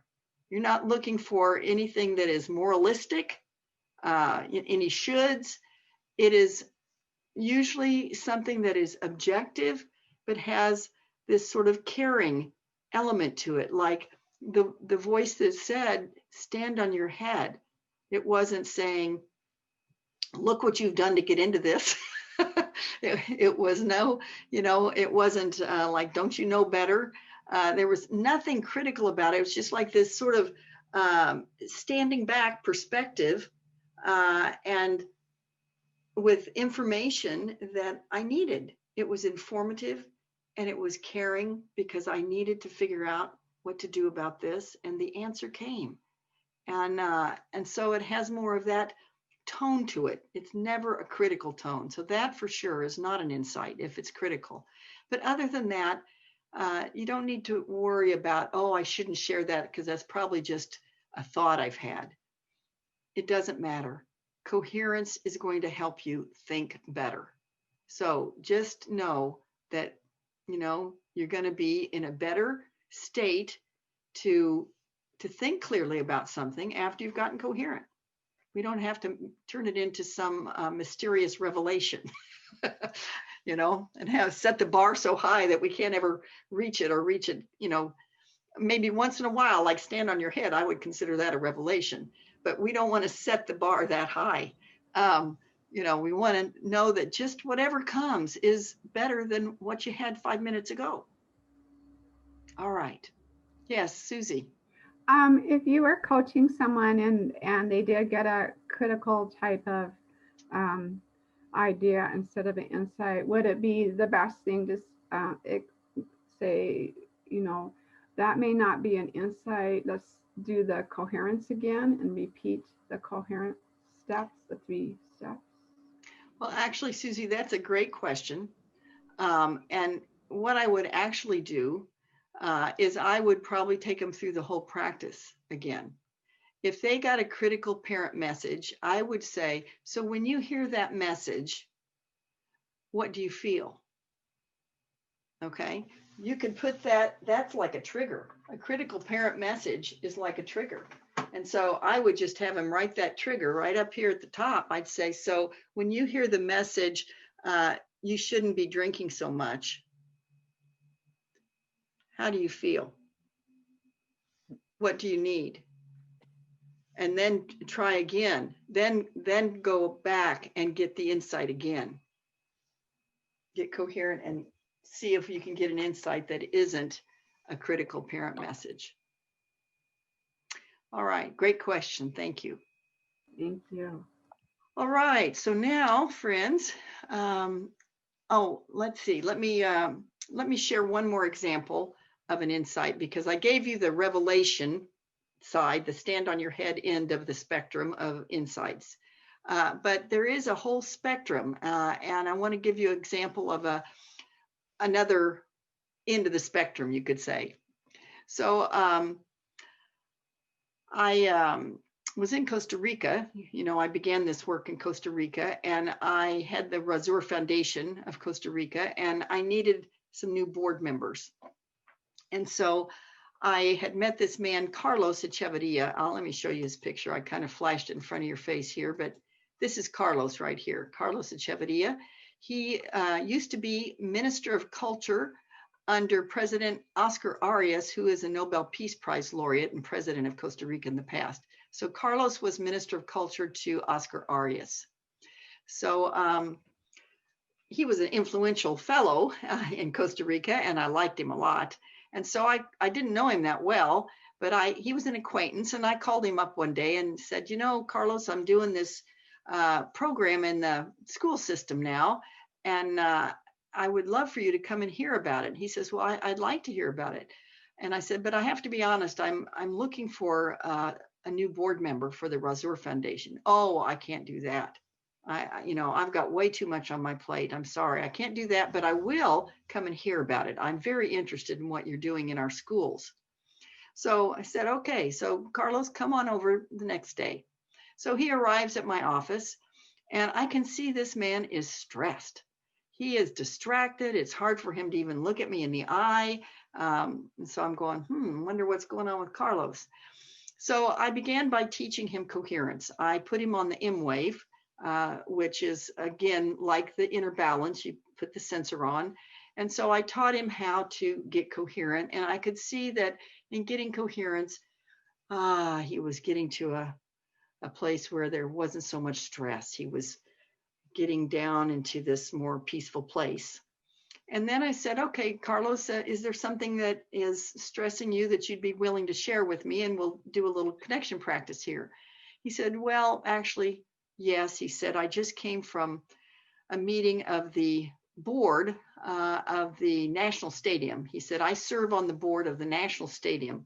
So the National Stadium was newly built by the Chinese, which was controversial to begin with. Anyway, he said, and we've just been having a terrible time. He said, first of all, after the stadium was built, we were going to have these 3 soccer games, one after another, on TV in the new stadium. And what happened, this was a fundraiser for charity, first time ever in the history of Costa Rica to have these 3 soccer games, raising money for charity in Costa Rica. And after the second game, the lights went out in the stadium and never came back on. So it was just black on national TV. It was completely dark. And that was very embarrassing. And then a journalist in the national newspaper got all over our case about this, like, oh, new stadium, the Chinese built it, and now look what we got. And then after that, the next event was the Jehovah's Witnesses decided to have their international conference in our stadium. And so, they wanted it to be just right for their conference. And so they came and they washed down the bleachers and made everything pristine. And the next day for their conference, 30,000 people did not have water in the toilets. There was no water. They'd used up all the water the day before cleaning the stadium. So once again, the journalist, this journalist in the national newspaper was all over them. They're like, oh my gosh, what did you ever do getting involved with the Chinese and blah, blah, blah, blah, blah, blah, blah, and criticizing them publicly. So he had just come from the meeting where they were dealing with this. And that's why Carlos was stressed. And so I took him through the connection practice, his feelings and needs. And then I had him guess the feelings and needs of the journalist. And then I had him move into coherence and ask, what do I need to know? He listened inside, and then he opened his eyes, and he said, no words came to me really, or image or anything. He said, but I just have this deep knowing that I'm going to be able to handle this just right now. I can deal with it. I don't feel worried or anything now. I'm just confident that I'm going to be able to take the steps I need to take. So this is an example on the other end of the spectrum No revelation, but a genuine shift in feeling that was so significant that Carlos said, and you know what? I am willing to be a board member for you. So you see, for him, being able to shift out of those negative feelings was big, getting to a place of peace and confidence in handling this. All right, so that just gives you a sense of what insights can do. And if you read my book, you'll get many, many more stories about that. All right, so now the next step here is we are going to see if you can access a better answer to your solution, to your challenge that you wrote down on page 8. We're going to get coherent, and then I'm going to invite you to ask yourself, what do I need to know? You're going to listen inside, and when something comes, I invite you to open your eyes.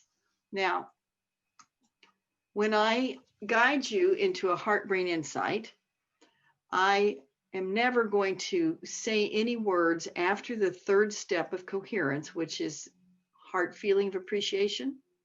Once I say the words feeling appreciation for what's easy for you, I won't say another word because I do not want to get in your way. So it's up to you. Once you feel that you're in that happy place, then you bring the question, what do I need to know? And you just listen inside. And when you get your answer, please open your eyes. I will not be asking you to open your eyes. You do that on your own. Once an insight comes, open your eyes so I know you're complete. And if it goes on for a long time, and if you go on for too long, I will ask you to open your eyes, because usually when that happens, it means that you are still kind of up in the head. You've had some difficulty sustaining the coherence. And if you do have some challenge while you're accessing your insight, you find that your head starts spinning, just go right back down to the heart. Just keep returning down into the coherence, feeling appreciation, put a smile on your face, and that'll help you return to the coherence so you can listen and access an insight. Okay, any questions before we go into it? All right, friends. So you know the question that you're wanting to get an answer to. So I just invite you to put your hand on your heart and close your eyes if you're comfortable with that. So that's heart focus. Focusing down, down into the heart we go.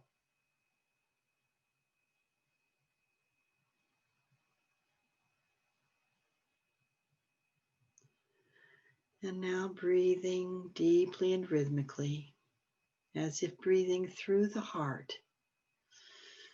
Let's breathe.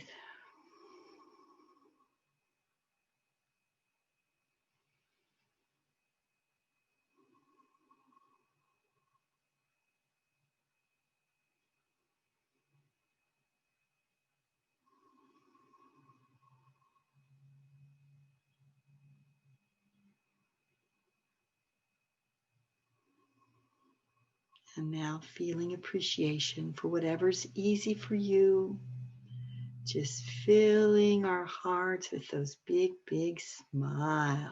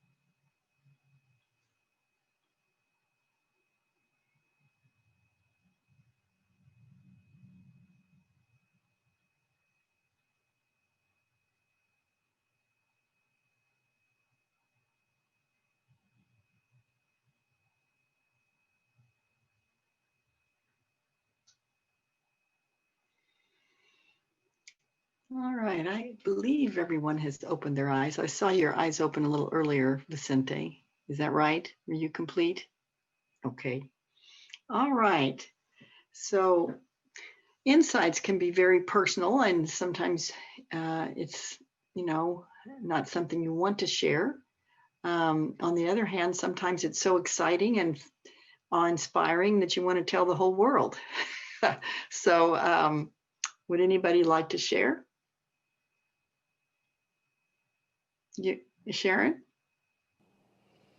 Okay. Should I say what the situation was, or just what my insight was? Well, to be brief, something brief so we can understand what the Okay. insight, yeah. All right. I was having a conflict with a couple of people on, guess what? A Facebook page. You know how communicating on Facebook is not always the best way to communicate? So I was having a conflict with somebody on this particular page about what should and should not be posted on the page. And I was getting attacked by a couple of people, verbally getting attacked by a couple of people. And I realized that it was really my fault. And it was very hard for me to admit that. My ego was like, well, I'm just going to show them, and, it's like, that's like the old Sharon as opposed to new Sharon, which is like, okay, instead of going into fighter mode and showing everybody that you're right, take responsibility for not shaming myself, not wagging a finger at myself, but just getting real with myself and saying, you know what? I posted something that threatened some people, and so they attacked back. And I didn't have to do that. I could have done something different, and I can still go back and do something different. And so even though I kind of had this vague idea of what I probably should do, I got a lot of clarity around it. All right. Wonderful. Great, Sharon. Thank you. Great example. Anybody else want to share? Yumi, were you nodding your head? If nobody's sharing, I'd like to share mine. Go ahead. I have a little bit disconnection with somebody very important to me in the connection practice. And that person just wrote me, she wants to keep a little bit of distance from me. And that was shocking.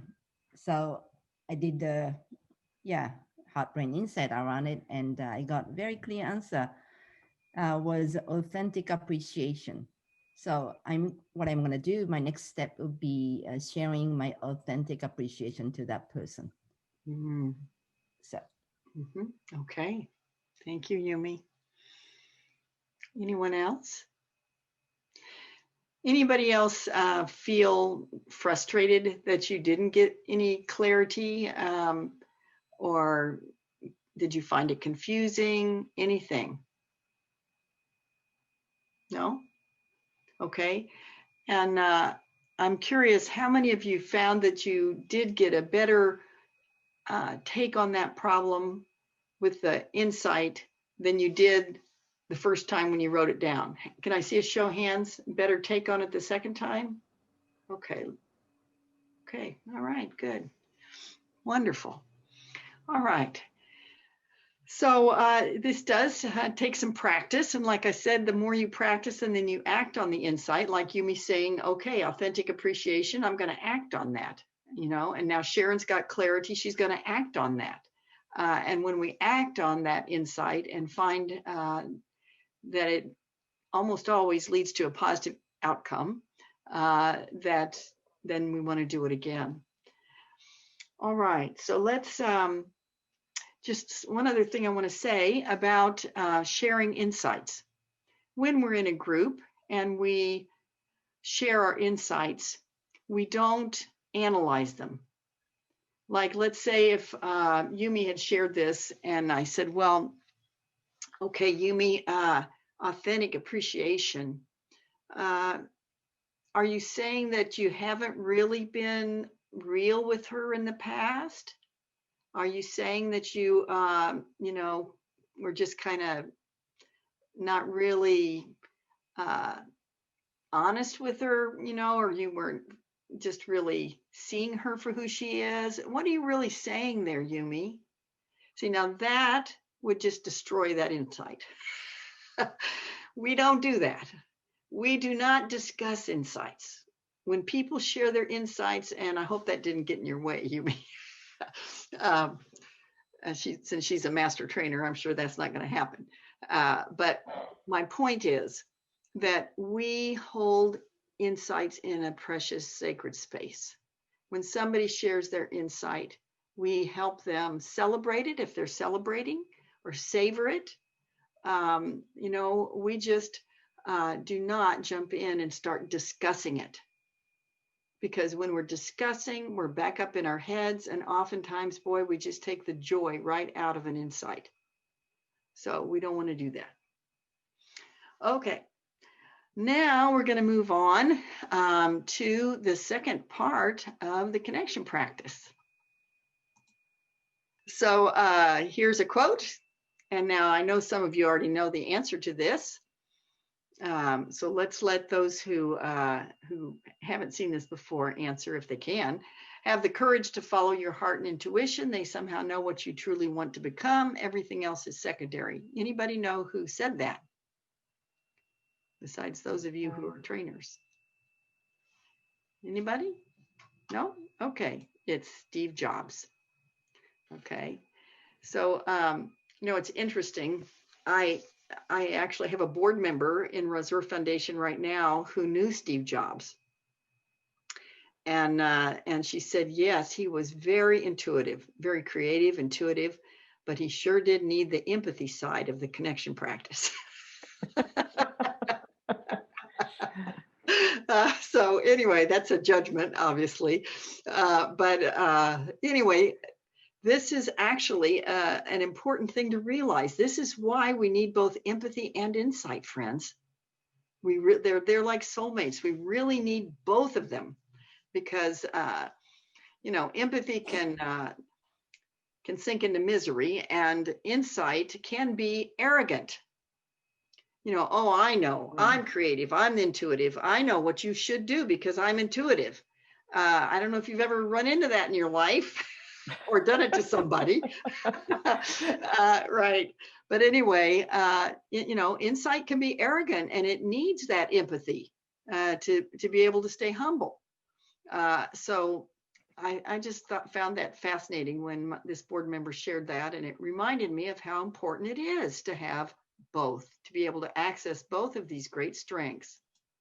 So here's another one. Somebody want to read this one out for us? Anybody?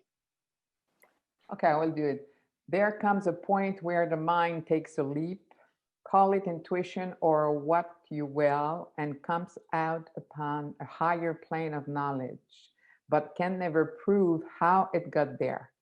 All great discoveries have involved such a leap. Anybody know who said that?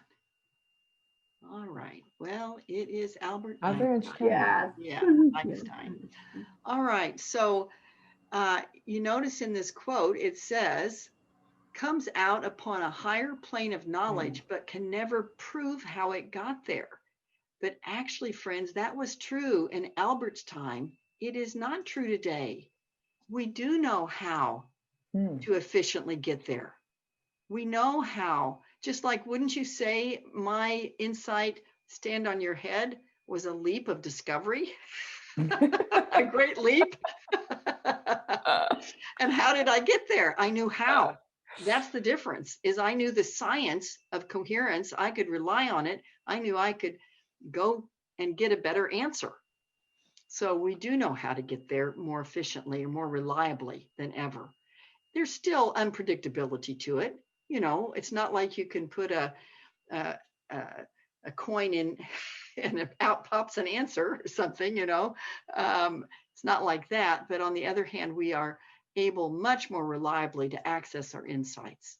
All right, now we're going to jump into the second part of the connection practice, which is the empathy. It's actually the first step. So we're going to explore that now, because identifying feelings and needs is the fast track to empathy. It's the efficient way, the language of feelings and needs. And I learned this from Dr. Marshall Rosenberg. He developed nonviolent communication, which has 4 steps. In the basic connection practice, we only use 2 of the 4. We focus in on feelings and needs when we are doing the basic connection practice. So we do use all 4 steps in part 2 of the connection practice and part 3. So just like heart math, the nonviolent communication has been a great partner in this work. Marshall personally told me that it was okay to use the essence of nonviolent communication in the connection practice. And so what the connection practice is the essence of nonviolent communication, which is empathy, the essence of heart math or heart brain coherence, which is insight, and combining those two. Both of these methods that are the parents of the connection practice, they are rich, complex methods, actually. There's a lot to learn about these 2 methods. They have other techniques. Heart math has quite a few techniques, and the nonviolent communication, there's so much to learn of how to apply it, how to use it, how to teach it. But in the connection practice, the gift of the connection practice is its simplicity, its efficiency. That is one of the gifts of the connection practice. So we appreciate our parents, and just like all children, we have our own identity. So let's talk about feelings and needs. We understand that positive feelings are signals of a perception that our needs have been met, that we've had met needs. And negative feelings are just signals of a perception of unmet needs. Now, we say perception because it's not going to be the same from person to person. Just think about the woman who had the dog bite. All right. So if she sees a little dog on the street, like in that case we just went over, what was her perception of an unmet need? What was her unmet need she was perceiving? Anybody? What do you think she was worried about? Safety. Physical safety. Safety, exactly, safety. So she perceived an unmet need for safety. However, if I saw that darling little dog on the sidewalk, I would be having met needs. I would have a met need for connection, for love, communication between me and the puppy. I would have lots of met needs. So you see, even though we were seeing the same dog, we would have completely different perceptions. So it's around our perception of met or unmet needs. As I mentioned a little earlier, Susie, go ahead. In coaching a couple of people, and one thing came up for my own self is sometimes can you get a mixed bag of it? Like they see the little, using this example, they see the little dog, they have the fear, but they also have, oh, cute dog. They can have both, and they want to tell you about both positive and negative feelings on it. Absolutely. Okay. Yes, absolutely, Susie. Okay. Yes, we often have mixed feelings, and there are both positive and negative feelings on the connection practice board and on our feelings and needs list that we provide. So yes, we can have mixed feelings. Sharon? Yeah, there have been times when we've processed through with a person about a celebration, and we discover that there's something in that celebration that is negative that needs to be processed through. And the person sometimes is aware of that, sometimes not, before they start to process. Good point. And I'm glad you brought that up, because as you see at the top of your board, that we can use the connection practice not only for challenges, but to enhance our celebrations. And then we start unpacking it, and oh my goodness, there's a little negative feeling in there, Sharon just said. All right.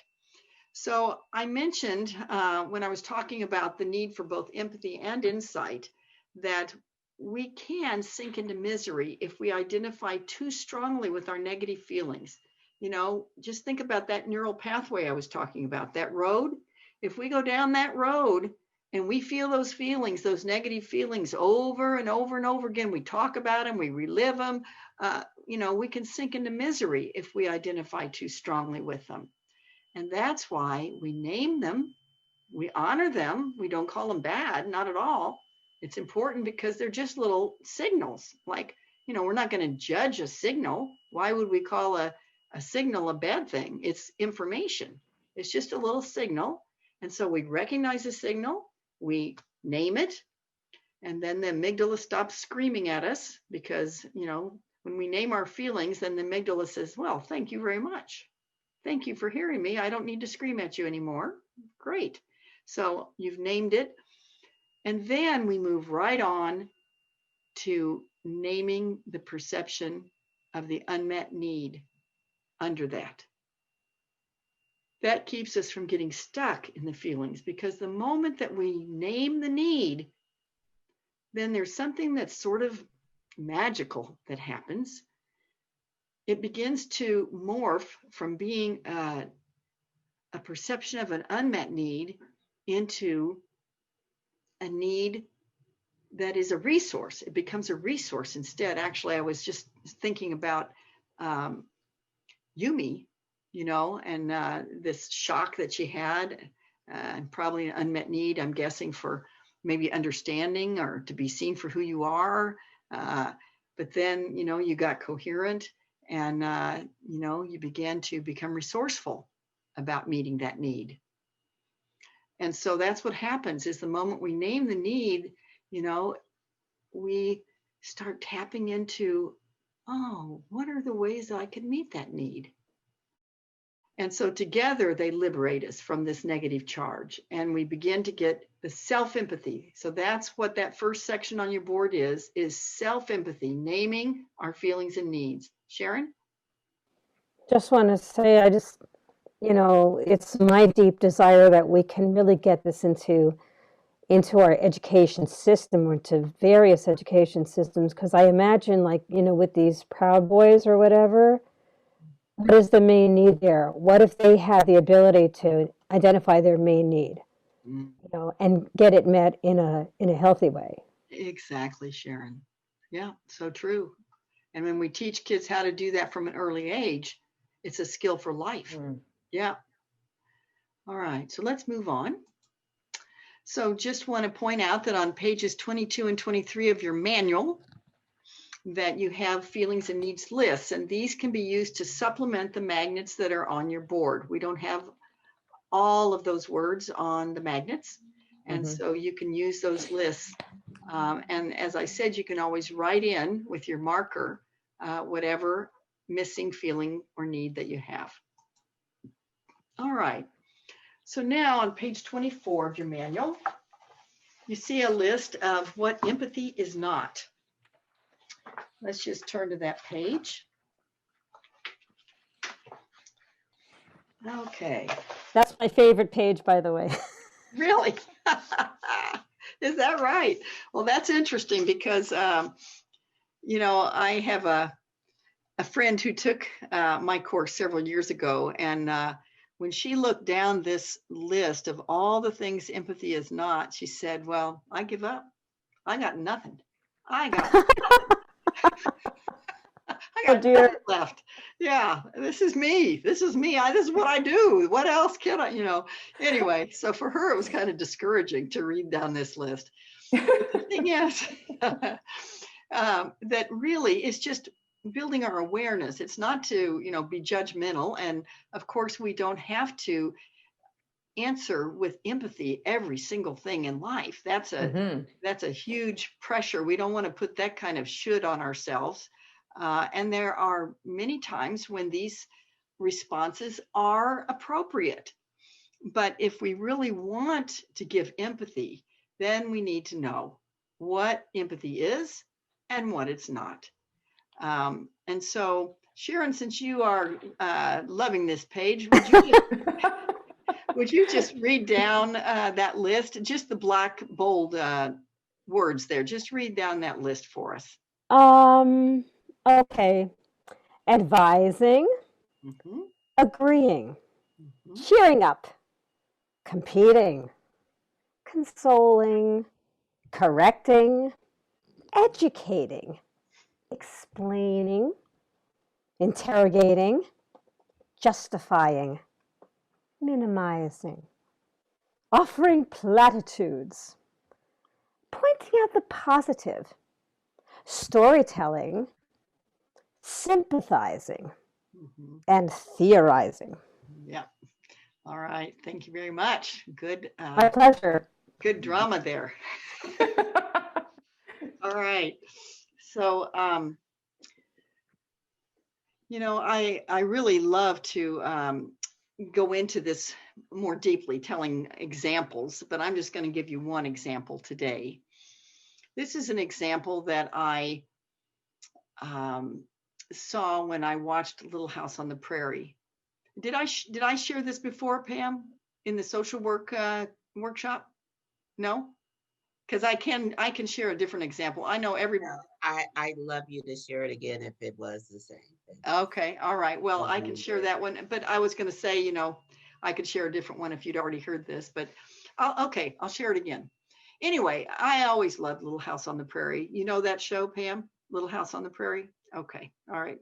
Is there anybody who doesn't know Little House on the Prairie? Vicente, do you know Little House on the Prairie? Not really. All right. Okay, no worries. You'll get the gist of it. Okay, so in this episode, it was about the parents of Laura Ingalls Wilder, Caroline and Charles. They were going to have their first date. Charles had asked Caroline to meet him at the community dance hall. And so they were both excited. You know, you could see in the show there, oh my gosh, you know, they both had this attraction and they were excited about going to the dance. And so Caroline shows up at the dance and she's on time and she waits and Charles doesn't come and waits longer and waits longer and longer. And of course, the longer she waits, the more disappointed she is. And she's feeling like she's been stood up. And so she goes back to her house crying. You know, she was really hurt. She so disappointed. And so pretty soon, Charles shows up at the dance hall. And he's got a black eye. His clothes are all torn. He's obviously been beat up. And everybody goes, gosh, what happened? What happened? He said, oh, these bullies beat me up on my way here. And he said, where's Caroline? And they said, oh, you know, she left. She seemed upset. She left. So he goes over to Caroline's house and he knocks on the door. And she says, go away, go away. And so wouldn't you think that he'd have just every reason in the world to stand there and explain what happened? Right? But this young man, instead of jumping into all about me and what happened to me, explaining everything, instead, he stands there and guesses what she's feeling and needing. When I didn't show up, I bet you were disappointed, you know, because we'd really looked forward to this, you know, having some time to get to know each other and connection. And, you know, I can't remember his exact words. I got to go back and watch that episode again. But he stood there and guessed what she was feeling and needing, made it about her instead of about him. And then suddenly she opens the door and then she sees, you know, he's been beat up and she goes, oh my gosh, you know, now she's really ready to hear it. What happened? What happened? So I love this story because it was empathy that opened the door of her heart. You see, she literally opened the door. And this is what we find over and over, friends, that the language of feelings and needs, guessing empathically, is such a gift that it opens the door to connection, to connect with another person's heart. And so that's my favorite example of what empathy actually is. Instead of explaining, he actually used the language of empathy. And like I said, I could tell you a story about every one of these about what empathy is not. But let's move on. Just, you know, like I said, it's just a matter of gaining awareness. And the other thing is, when it comes to learning the language of feelings and needs and giving empathy, we can always have a do-over. You know, so many times, all of us are going to have those automatic responses. That's just what we've been programmed to do all our lives. And to shift into the language of guessing feelings and needs it's takes some practice. And so there's going to be many times when we go, oh, geez, why didn't I give empathy there? Right. But instead of beating ourselves up, what's the need? Instead of saying, oh, Rita Marie, why didn't you give empathy? My need is learning, right? I just need to learn. And so, okay, how can I learn? I can just go back to this person and do it over. I can go back and say, gosh, imagine when you were telling me that you were feeling this and needing that. Is that right? And I found actually do-overs can be very sweet because they've already seen you react, and then to be able to see you shift and give true empathy is wonderful, very connecting. So no need to judge ourselves as we're learning. We can just acknowledge the need to learn and try again, do it over. That's why we say it's about connection, not perfection. I love that. Yes, Sharon, it's about connection, not perfection. All right. So now we're going to move on here to the next thing in your manual, and that is judgmental thoughts, misnamed as feelings. And that's on page 25. You see all of these words, and especially look down under what other people did. You see how almost all those words, I think, put down doesn't end with an ED, but almost every one of them ends with an ED. So be very aware that when you're using words that end with an ED, that almost always they're not really feelings. They're what somebody did to you, your perception of what somebody did to you. It's like pointing a finger. So let's just take, for example, the word betrayed. If I was telling a story to somebody, I might say, oh, I felt betrayed by my boyfriend. And betrayed is not really the feeling, is it? Betrayed is my judgment of what he did to me. That's a judgment. What is the real feeling under the word betrayed? Anybody? If I had that experience of being betrayed, what would I be feeling? Angry. Angry? Hurt? Lonely. Lonely. Okay. All right. And same with these other words. Rather than these words being true feelings, what we do when we use that word, or we hear somebody else use the word, we just go, what's really under that? That's what somebody did to me, but what's the feeling really under that?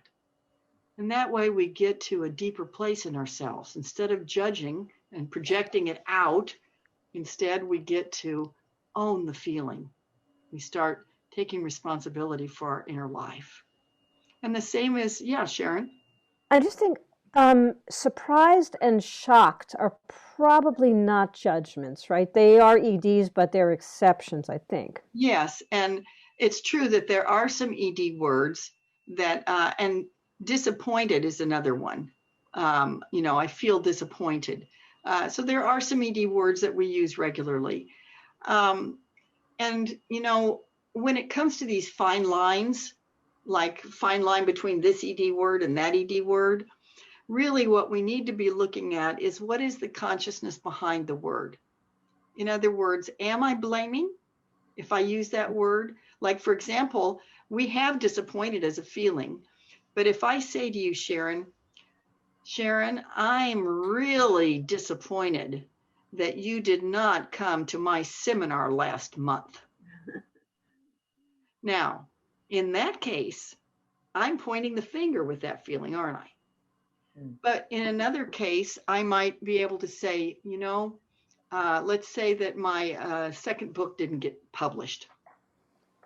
I'm feeling disappointed because I really am needing achievement. And I'm also needing to contribute. You see, there I'm bringing disappointed home. It's here. It's not being used as a weapon. So it's the consciousness behind the word, friends. All right. So let's move on to the next slide here.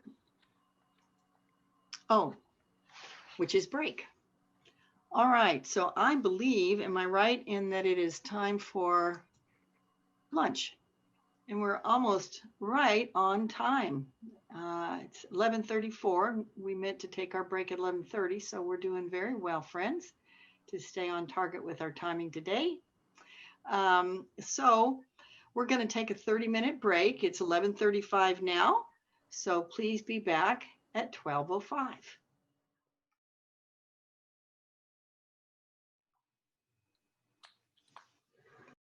So Yumi put into the chat that she had a little techie glitch, which is fine, Yumi.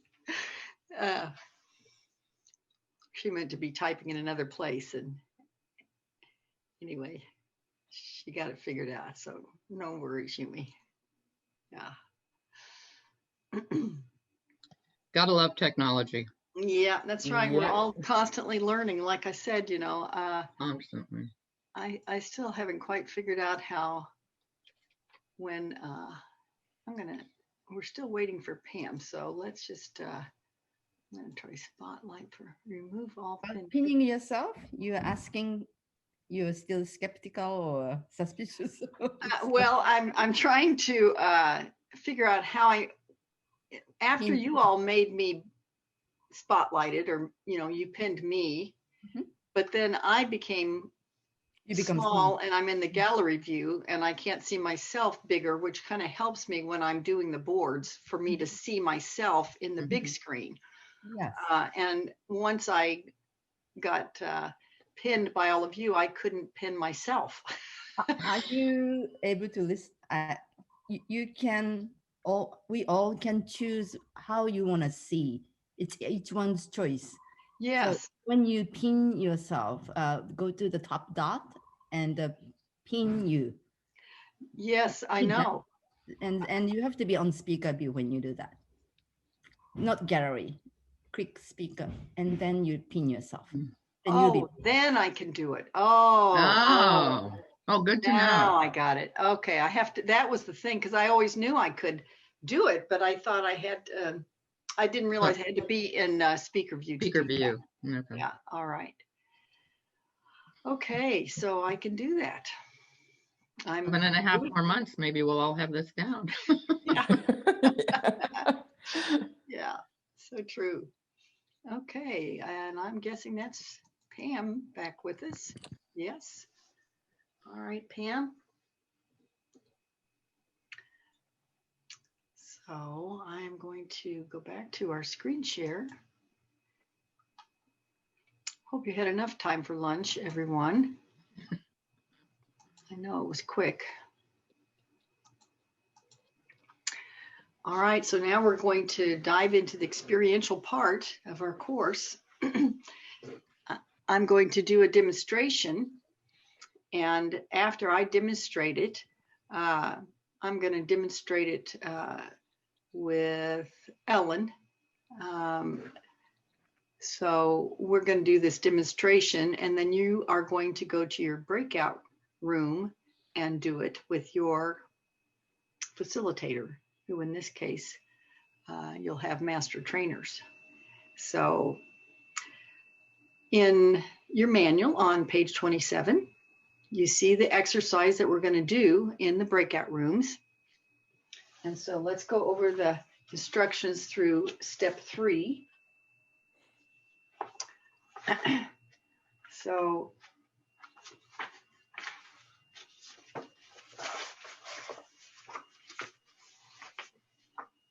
So basically, you're going to be in partners, and the person who shares is going to concisely share a challenge. In this case, it's going to just be a challenge. We're not doing celebrations yet. We're going to start with some challenge, and hopefully you've already written down your challenges on page 30 of your manual. Okay. That you were supposed to have done that before coming to the course today. That's on page 30.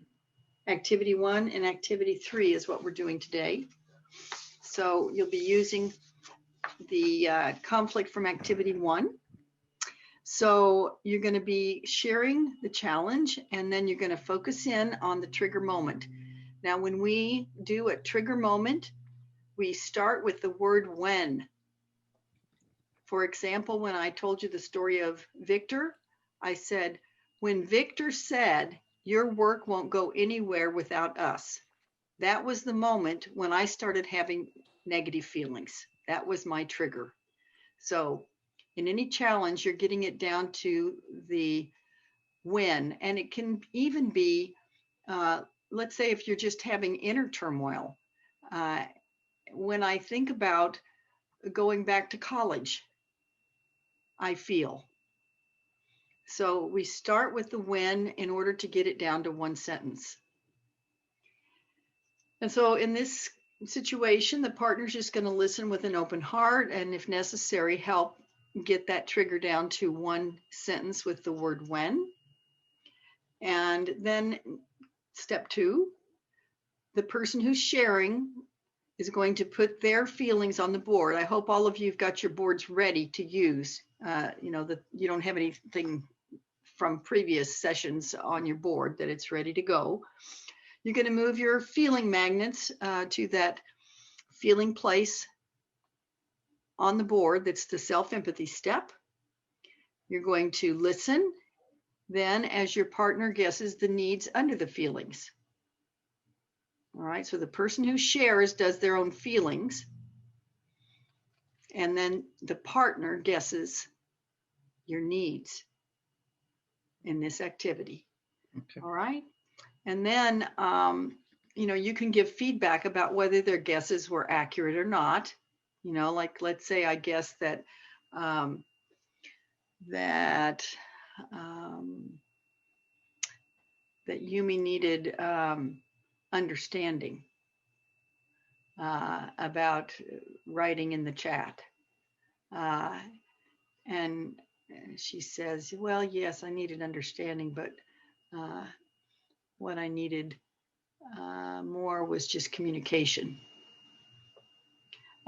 So this is how it works, friends. You make a guess, but this is how we help someone get in touch with their own needs. Is we can make a wrong guess. It doesn't matter.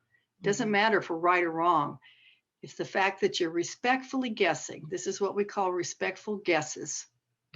We're not analyzing the person. We're not telling them what they feel or need. We are respectfully guessing. So all of your interacting with your partner when you're guessing needs to be framed as a guess. Were you needing support? Were you needing order? Whatever. All right. And then once all the needs have been identified, then the person who shares names their main need and moves it into the main need position. And then in this case, another person is going to be involved, number 3 there. Then the two of you will work together to guess what that person might be feeling and needing. So you work together on it. And that is all you're going to do. And so your trainer is just going to help you move along in these steps and just going to help you sort of fine tune the process. All right, so now I'm going to just demonstrate it so you see exactly how we're going to do this. So I'm going to stop my share. All right, so I'm going to do this with Ellen. So Ellen, you're my partner.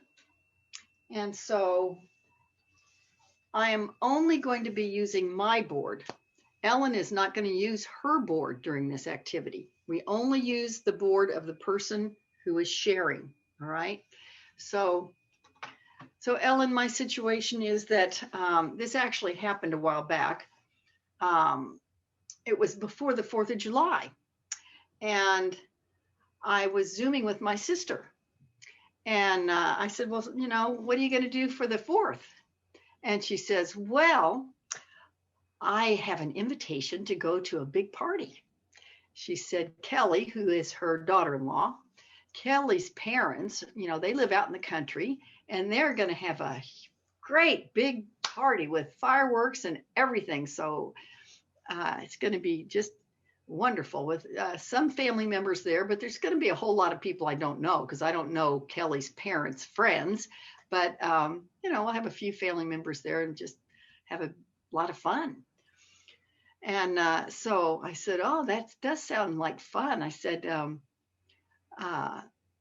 since this is going to be a pretty big gathering, are they going to be able to manage social distancing? And she says, well, yeah, I guess they probably will. They probably do some of that. I said, well, that's good. I said, and you going to wear a mask? She says, oh, no, I hadn't planned on it. That was the situation. So what was the trigger, Rita Marie? So the trigger was when Shari said, see if I can get it without the glare. When Shari said, I'm not wearing a mask to the party. Okay, so. What were you feeling? What was I feeling? Well, let me get my magnets over here. Wow, I was feeling afraid. That was the big thing that came up right away. Like, oh my gosh, my sister is 70 years old, and I know she's in an age group where she's vulnerable. So the big thing was I felt afraid, and then let's see, I felt annoyed. That she wasn't thinking about this for herself. Mm-hmm. And I was kind of confused, like, really? You're not thinking about this? I don't get it. And then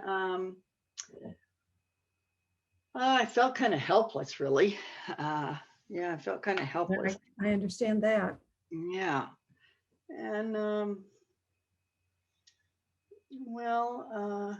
just kind of upset, just overall upset and worried, upset and worried.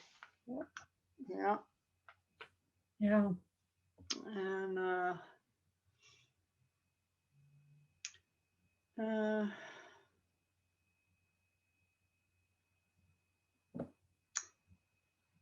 well, I guess frustrated. Mm-hmm. Because, it wasn't like she said, oh gosh, I didn't even think about it. Yeah, I'll have to wear a mask. It wasn't like that. So those are my feelings. Right. So I'm going to guess some of the needs that you might have been feeling. Mm-hmm. By putting myself in your place. Okay. So I'm guessing,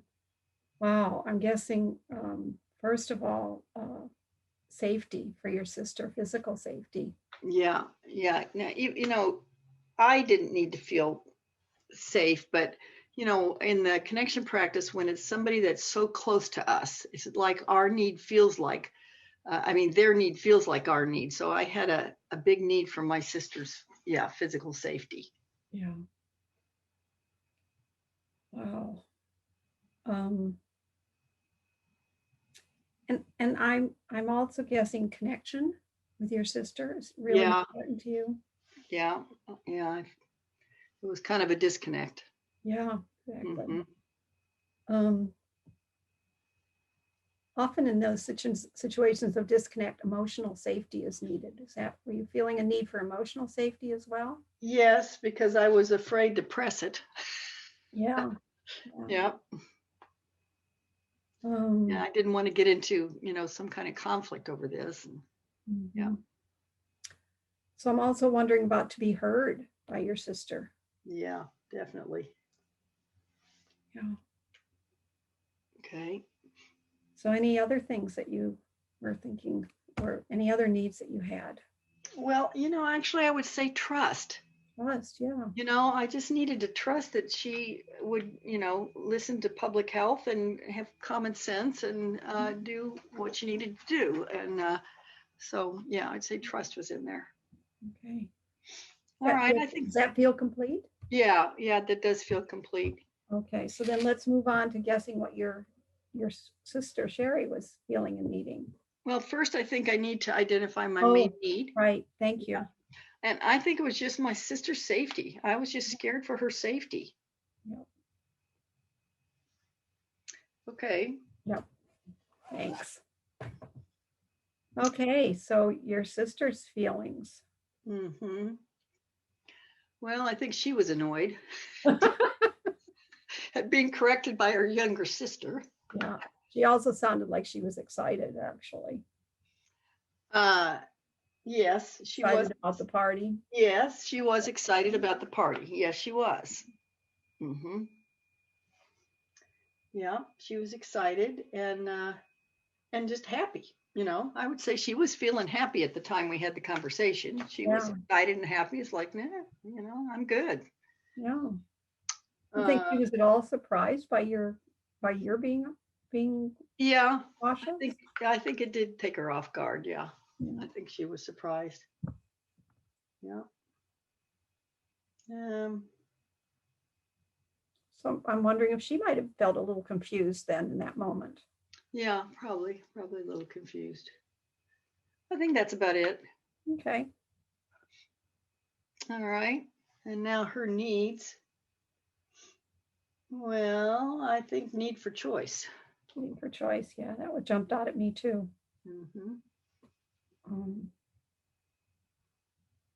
And just knowing her, I'll bet a need for connection with you too. Yeah. Connection between us is really important. Really important to both of you. Yeah. Yeah. And she probably needed emotional safety too. Yeah, that makes sense. And maybe along with choice, freedom. Yeah. I think that really resonates. Freedom. Yep.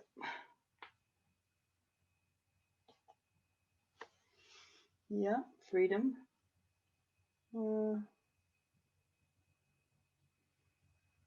Yeah, maybe a little bit of respect in there. Yeah. When I get nervous about her well-being, I get a little bossy. Yeah, not the first time it's happened. Well, yeah. All right. So a need for fun, maybe, because that was okay. Yeah. She had a need for fun. Does that feel pretty good? Yeah, I think she did have a need for fun. So what do you think was her main need? Oh, I got this one upside down. I think it was actually freedom. Wow. Yeah, I think it was freedom to make her choice. Freedom and choice kind of being the same thing. Yeah, they are sort of like they have some overlap there. Right. But freedom feels a stronger one for you. So then we have both needs on the table, friends, and how we do that was we bring this one down, physical safety, and we put it right next to the other one. So it's my sister's, my need for my sister's physical safety and her need for freedom. Okay. So I'm not going to go into the insight now. I'm going to share that later. But this is what you're going to be doing in your breakouts. And Sharon. Hope you're muted, my friend. Sorry about that. So in this particular instance, you were talking about your need for her as opposed to your need for yourself. Yes. And that we only allow that when it's somebody that's so close to you that their need is shouting in you. So, like your child, it's really an overall need for someone else's well-being. Seems to me that you would also have a main need in that situation, though, a personal one. Well, probably my need in that case would have been reassurance. My need was reassurance for her physical safety. Okay. That would be a way to step one back from it. Yeah. All right. So you're going to go into breakout rooms and you're going to be with facilitators. So it's going to be Ellen with Jeannie and Susie. It's going to be Yumi with Sharon and Monique. And it's going to be me with Pamela and Vicente. All right, so I'm going to put you into those breakout rooms. And you'll each have 15 minutes. So you're going to have a total of 30 minutes in the breakouts.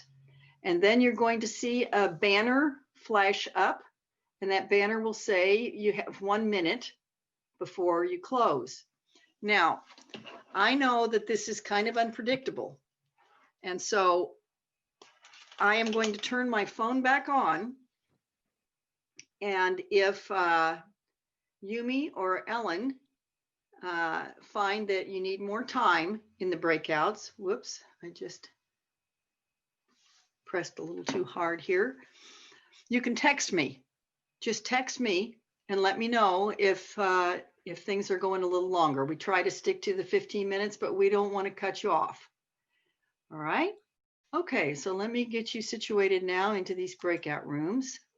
All right, here we go. 30 minutes. So it's 12:27 now. Let's call it 12:30. So we're going to be back by 1 o'clock Pacific time. All right, did everyone complete? Yes. Yes, good, good, wonderful. All right, Ellen, you're muted. You're still muted. I just was Checking saying, that off our Zoom bingo cards. yeah, I was just saying Susie was still missing, and then here she comes. Oh, okay. All right, all right. All right, so would anyone like to share how that was for you? Any new learning or ahas, struggles? Susie and I have been practicing with each other, but one of the things that Ellen helped us to see was that to go back and to reiterate, so your main need is this and you think the other person's main need is this. So it gave us a chance to review. And I actually, when we did that, I changed my need. It was only a slight change, but I realized the other word indicated a deeper need than the word that I had initially chosen. So that was pretty cool. Okay. So one of the things it sounds like you realized is that the needs were layered. Like Yeah. at one level, but underneath that was another need. Okay. Mhm. All right. Anybody else want to share? Anything that came up for you? I'm just happy that I said it, really. It's always good to go ahead and just talk about it, you know? It's good to go ahead and talk about any of the conflicts you have. That in itself has some sort of an ease to it. Yeah. So just expressing, getting it out brings a sense of ease. That's what you're saying, Vicente? Yeah. That's right. Being Yeah. able to talk about it and articulate it helps you get to that clarity that you're yearning for. Is that right? That's right. Yeah. Yeah. Okay. And I think it almost makes it simpler. It's like when it's in your head, it seems like a really big thing. And then you simplify it to a sentence or so. And you're like, okay, it's manageable. Mm-hmm. Yeah, that's true. It's almost like it's like it's trapped in your head, and this allows you to kind of release it. Mm-hmm. Yeah. Release it and get it down, like she said, to something manageable. Yeah. Yeah. And I think it also brings clarity. Sometimes it feels really muddled. And then when you put this out, you go, oh, that's what I really needed. So I think there's often clarity that comes in the process. I just gotta say, thank you so much, Rita Marie, for making this. I'm just grateful. I just love the system you have here. Well, I'm so glad, Vicente, that it's helpful to you. All right, dear ones. So now we are going to do the next step. I hope you all are remembering your main needs. So I'm going to share what happened with my sister. So remember that I had our needs identified, my main need for her physical safety and a reassurance of her physical safety, and her need for freedom. So I did my insight, and it was that she would be able to hear me, that she would hear the love behind my request for her to wear a mask. And so I Zoomed with her again. I acted on that insight, believing that she would be able to hear the love behind my desire for her to wear a mask. And so I Zoomed with her. And although 4th of July was already over, Mm. that she did hear the love behind my request for her to wear a mask in the future. And now she is wearing a mask. So that was the outcome of my connection practice. So now I'm going to lead you into Heart Brain Insight again. And this time I'm going to invite you to really pay attention to how I'm leading this, because in the next breakout, you are going to lead your partner in Heart Brain Insight. Okay, so just notice how I do it, and you're going to do the same thing in the next breakout. So just a reminder that I won't say anything after the third step of coherence. The third step is heart feeling of appreciation. Then I'm silent until you feel you're coherent. You ask yourself, what do I need to know about this situation? I've got the two main needs on the table.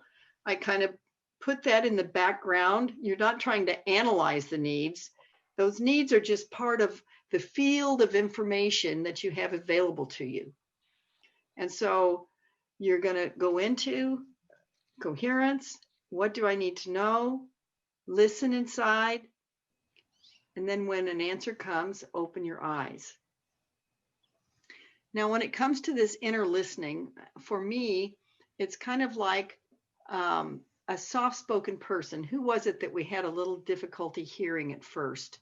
I don't remember now, but somebody was speaking softly, or their mic wasn't up to the mouth or something, and we were all going like this, you know, get that ear out there.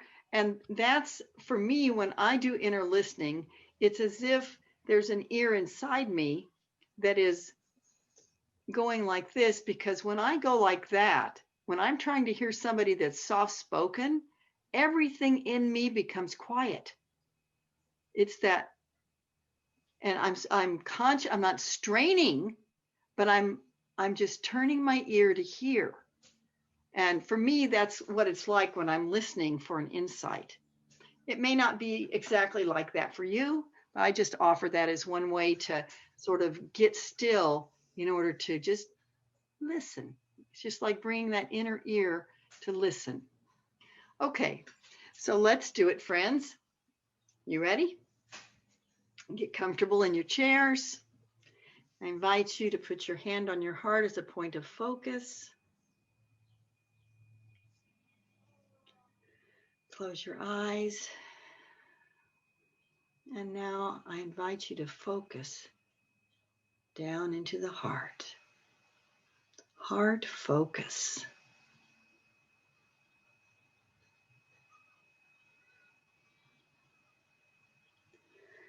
And now breathing deeply and rhythmically as if breathing through the heart. Let's breathe.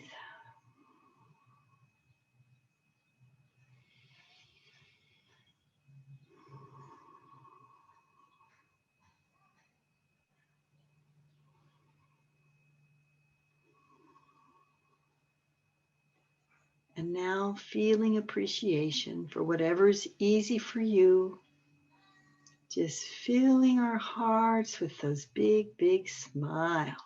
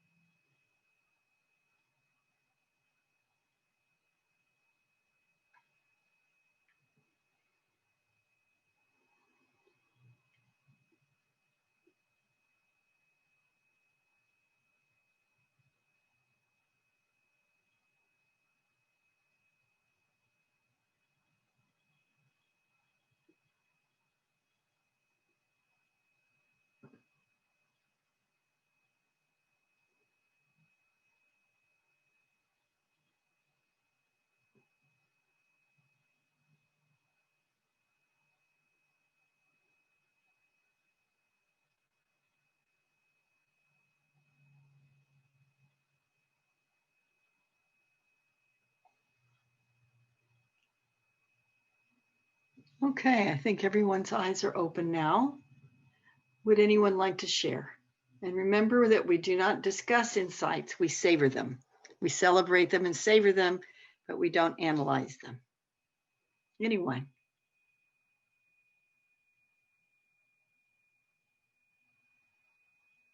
Sharon? Well, you know, it's an interesting thing.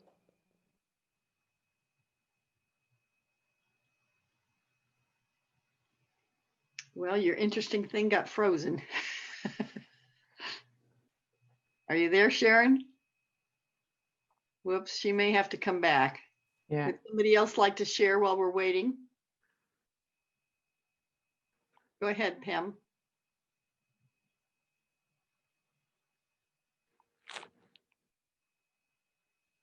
I felt like I got an insight that love isn't easy. I had this big old deal I've been doing to about him not hearing me. And then it was just as easy as being accepting and saying, hello, you've been married 27 years. It's not that easy. You got to compromise sometimes. And then the way I'm going to do it, my action plan, is that what you want to know? Sure, go ahead. Okay, is I'm going to keep doing self-care, but I'm going to do it more and I'm going to do it better. And then I'm going to say what I need to say instead of always going, I'm such a martyr. I'll just, not say anything and everybody will be happy. And then one day I get enough and then I have to blow up and everybody's like, who's this person? Mm-hmm. Over something little that seems so big. Uh-huh. All right. Thank you. You're welcome. Thank you. Yeah. Now, I want you to notice Pam's shining face. You know, when we are doing the connection practice, we often see really shifts on the outside from the difference inside. And I can see it on Pam's face. Yeah. Okay. Who else wants to share? Anybody else? Susie. I got the insight of just let her be. It was somebody I was trying to do a remedy for her, to pray for her, and it wasn't working. So I was overcome almost with just this complete certainty. Let her be. Just let her be, and my action would simply listen when she comes to me distraught. Just listen. I don't have to have a fix for her. Okay. Yeah, just listen. All right. Wonderful. Thank you. Anyone else want to share? Just a question. And, we always want to make sure that there's no pressure to get an insight. So is there anybody who just, nothing came this time? Nothing came this time? Anybody? No? All right. Let me ask this then. Did you feel like you did get in touch with some better thinking on this situation than you had before you did it? Yes, you had some better thinking now. Okay. All right. Well, that's what we're aiming for. All right. Anything else anybody wants to share before we move on to the next exercise? Yeah, Sharon. So you were going to share something, but you got frozen. Yeah, I got kicked off the internet. I'm back. It happens occasionally. Anyway, yeah, just to say that I feel much better about when I contemplate talking with this person than I did before I did the insight. Uh-huh. Okay. I was dreading it before, and now I'm not dreading it. Okay. That's big. Mm-hmm. All right. So please reset your boards during this break. We're going to take a 5-minute break. It's 1:20, so please be back at 1:25 Pacific time.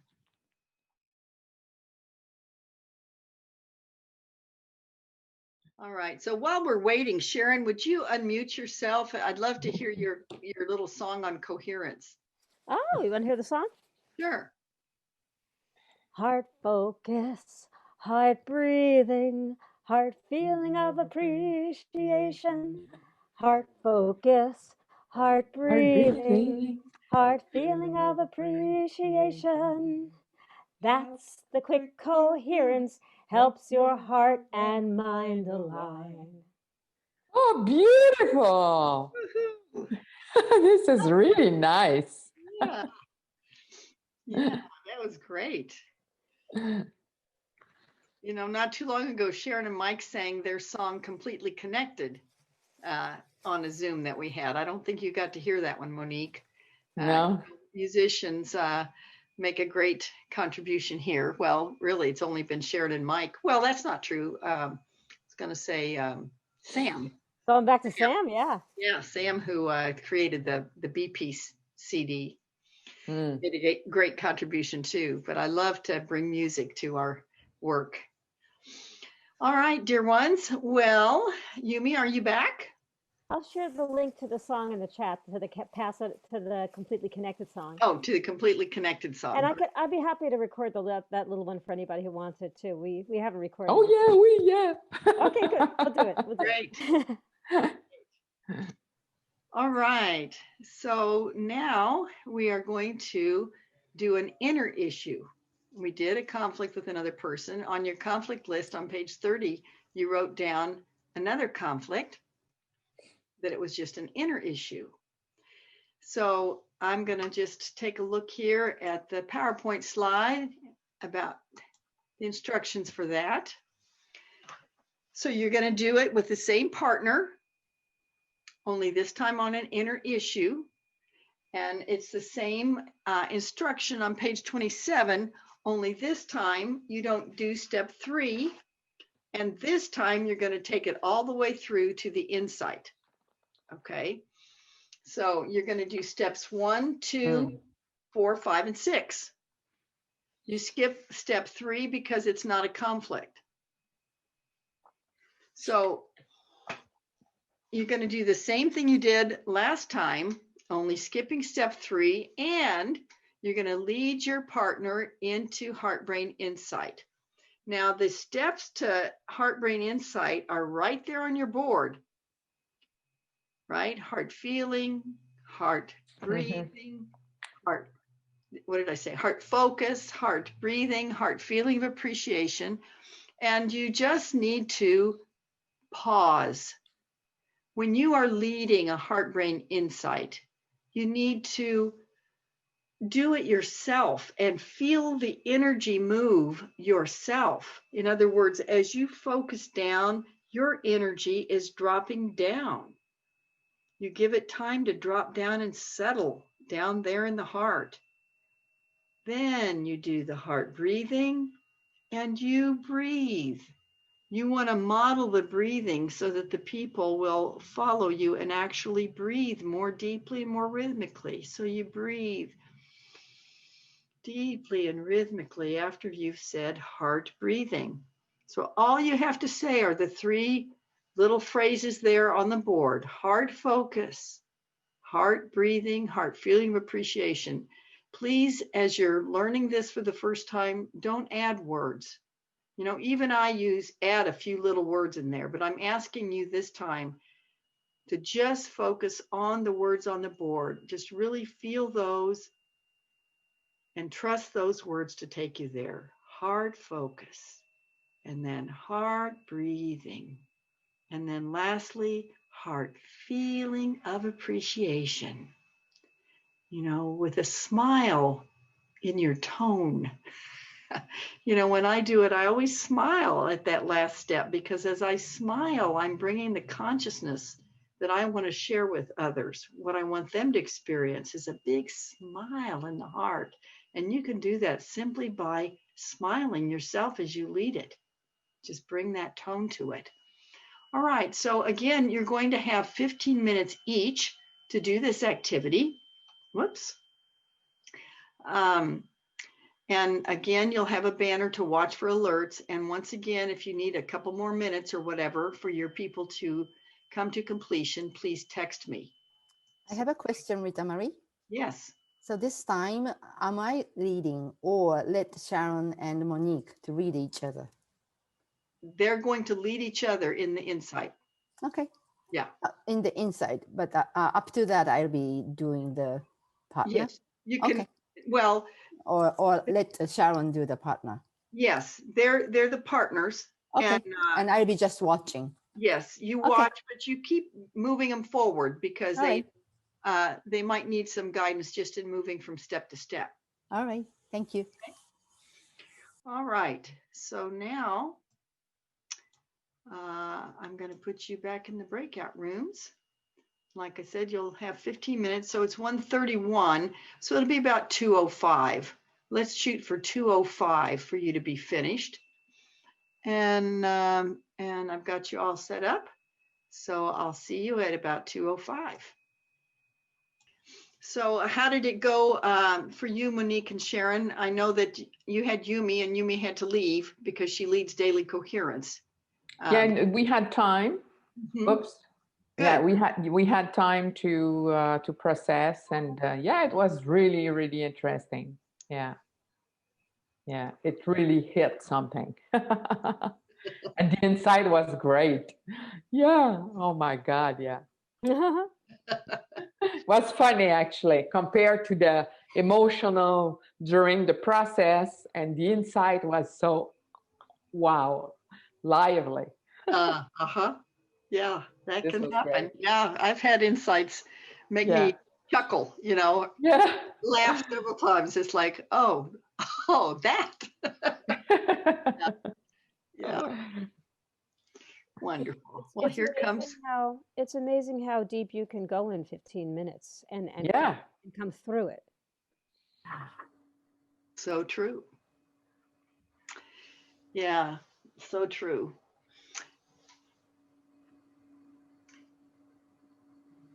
And I felt that way too. I had processed through something I have processed through before, but not for quite a long time. And actually, they got some more insight into it. So that was really helpful. Wonderful. All right. I know you all have been sharing, and we've been waiting on your group a bit, so we've had lots of time to share. But is there anything else that you'd like to share before we move on? All right. So I would like to summarize the connection practice here. Whenever I am explaining the connection practice, like I might be on an airplane, somebody says, well, what do you do? And so I just pull out a piece of paper and a pen, and I just draw this. I said, I teach the connection practices, and this is what it is. On the horizontal axis, we have the feelings and needs, both going toward the center, the wholeness of the person. So the language of feelings and needs is the fast track to empathy. And then down here, the heart and the brain is the fast track to insight. And then there's the synergy between the two, the synergy between empathy and insight, so that we use those two great strengths together to meet any challenge in life. That makes it so efficient, like what Sharon just said. In 15 minutes, she went deep. And so sometimes we call the connection practice the profound made practical. The profound made practical. So one of my most awesome examples of the connection practice that I've ever had, and an example of this synergy between empathy and insight, is the true story I want to share with you now. I had a woman who took this intensive with me. She had called me up pretty desperate because she's a single mom. I'm going to call her Diana.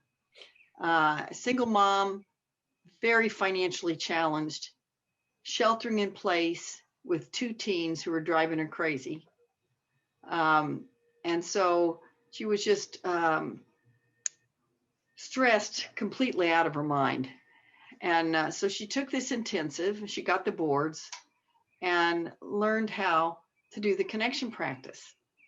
So a week later, Diana calls me and she says, you would not believe what happened. She said, I have this older daughter, Audrey, and I'm calling her Audrey. And Audrey has been a germaphobe all her life, scared to death of germs. And so she works as a food service worker in this nursing home. And she had just heard about the first case of COVID in her nursing home. So she was terrified to go back to work. She said, Mom, I'm not going. I cannot walk in there. I am scared to death of the germs. Now, in the past, Diana had always tried to talk her out of that fear. You know, say, come on, honey, don't give it so much power. You've got a strong immune system. Don't worry. But those kind of pep talks never worked. And so this time, Diana said, well, let's sit down with these boards and see if we can't work this through. And so they did. They put at the top the trigger. When I heard there was COVID in the nursing home where I work, I feel, and they did all of her feelings and they did all of her needs. And her greatest need was physical safety. Then when she did her insight, what came to her is that the deeper fear was really death. That's really what it was, that she was afraid of death. So this mother who had just learned the connection practice had the good wisdom to go back and process death. Okay. Wow. So now she puts at the top, you know, when I think of death, I feel, I need, and the main need she got to was connection. It was the fear of losing connection with everybody that she loved. And so then she did her insight. And this time, the insight that came was, it's because I lost my adopted grandma. She had a deep connection with her adopted grandma, and that's where that was coming from. The mother had the good wisdom to take her back for another round. Wow. So she says, so when grandma died, I felt. So then she gets all her feelings on there. And then she gets all her needs on there. And this time, the need was to belong. That it was with the loss of the grandmother, you know, that who had always helped her feel like she belonged in this family, this adopted family. Oh, I forgot to say, she's adopted. She was adopted when she was a baby. Her and her sister were both adopted from Guatemala when they were babies. And so the adopted grandmother had always made Audrey feel like she belonged. And so then she goes into insight. And this time she opens her eyes and she says, I got it. She says, it's because my real mom gave me away. That's what this is all about, that she gave me away. And I didn't feel all these years like I belonged. She said, but right now, Mom, because you helped me finally get this out, work this through with me, now I feel like I belong with you like I never have before. And I can go back to work now. I can go back to work now. Now, do you see how that synergy of empathy and insight, 3 rounds, friends, of a mother who had just learned it. And they got to the essence of a wound and healed that wound that had been there since the daughter had been adopted. So that is the power of uniting our empathy and our insight. All right, friends. So we have just a few more minutes. So I'd like to just wrap up with talking about what's next. With a intensive, we offer a connection circle to follow it, usually a week later. And so let's see if I can do next Saturday. Yes, I could do next Saturday morning at 10 o'clock for our connection circle. Is there anybody who could not do 1 hour? Well, probably have to be a little more than an hour. Probably an hour and a half because there's more of us. Is there anybody who could not do an hour and a half next Saturday morning? Next What time, Rita Saturday. Marie? 10 o'clock Pacific?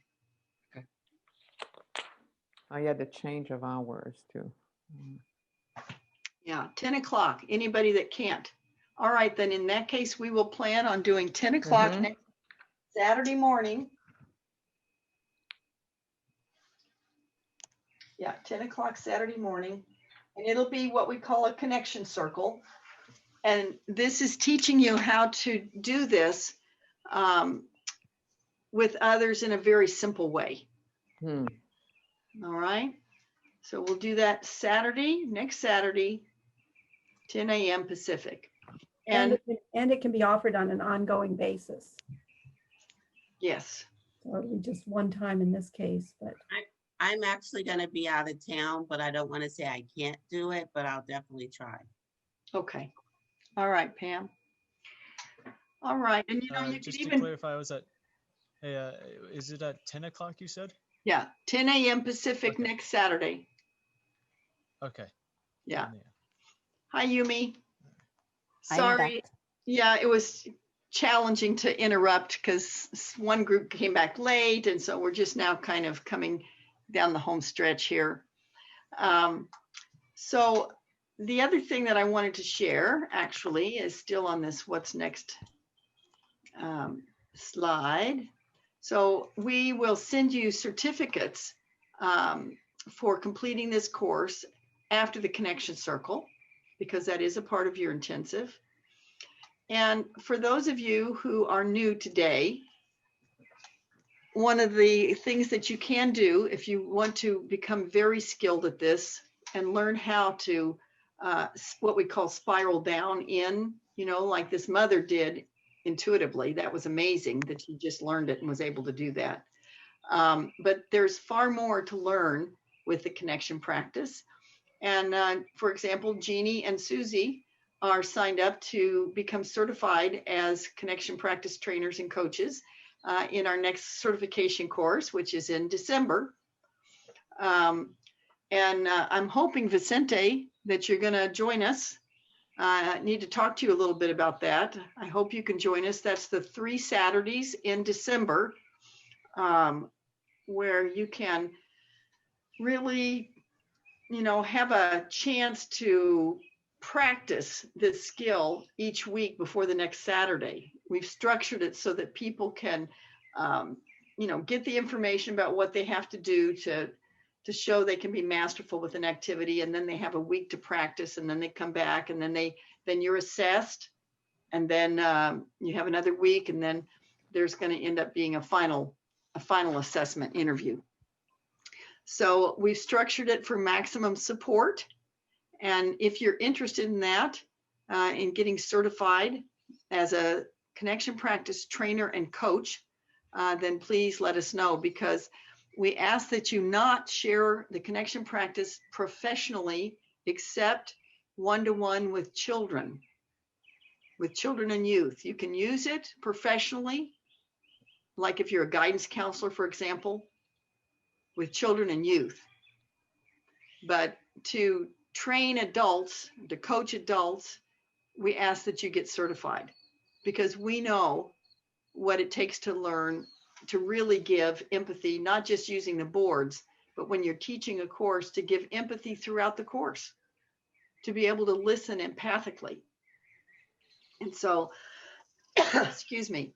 So if you're interested in that, Vicente or Pam, you're the only ones on here that would be candidates for certification.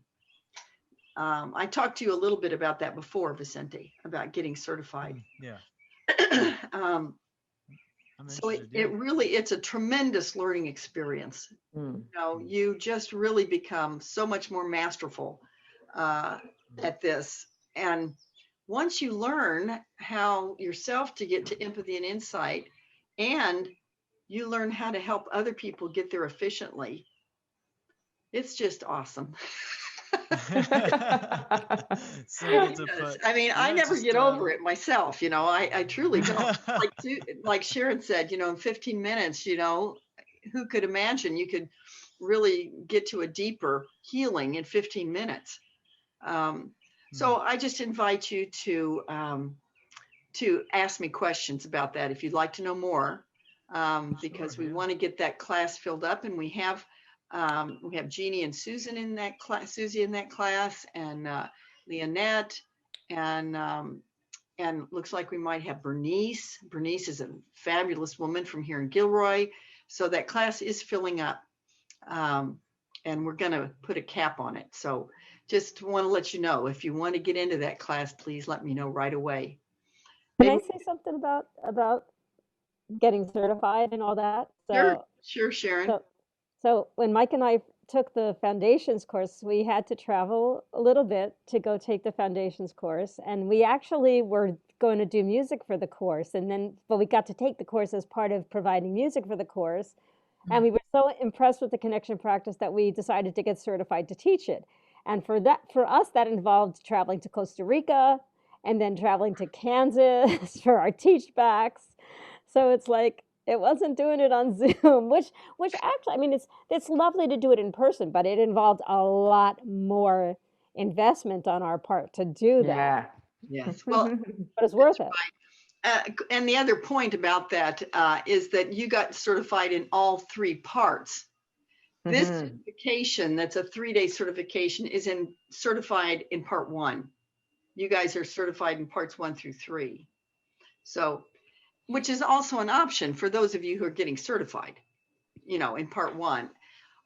The conclusion we've come to is, if we could just teach the world part 1, what a difference it would make. Yeah, because that's the crux of it. Yes, and we want to get that out. So, it takes a while, like you said, it takes, some real mastery to be able to do parts 2 and 3. And so what we have focused on is getting you certified in part 1. So listen, friends, I want to close. I want to honor your time. But before we close, I'd like to just hear what your met needs are from being together today. Just raise your hand and say a met need. You can look at your needs there on your board and say, what need was met today? Connection. Connection. All right, Monique. Reassurance. Okay. Learning. Confidence. Okay. Clarity. Okay, Pam? I'm going to say understanding. Understanding. I would say shared purpose, because I was with 2 people who are going to become coaches and trainers. So that was very precious. And I have been enjoying throughout this whole training Pam's butterfly. I was too. You and I are butterfly people. Look here. Yeah. Butterfly. I'm a butterfly person too. All right. And my met need today was, I would say this time it was meaning, because it's so fabulous for me to see Pam from this social workers conference join us. And then we've got Monique in Canada, Yumi in Hawaii, Sharon in Washington, and the rest of us here in California, coming from different places and all joining around the art of getting connected. That just really meets my need for meaning today. And the fact that we've got trainers here, we had 3 master trainers with Sheila, well, 4 counting me, and the other trainers here today, and those becoming trainers, and then those considering becoming trainers. It's like we've got all levels of the connection practice from all these different geographic areas. You get it? You see what I'm saying? All areas and all different levels right here today. So that thrills me. It just really fulfills my needs for meaning and purpose. So another need that was met for me today was emotional safety. Thank you. Thank you, Sharon. Yes, that's what we really strive for. Thank you for acknowledging that. Appreciate it. I also want to say hope. And hope. Hope Yes. is met for me by being here for Mm. half day. Thank you, Thank you. everybody.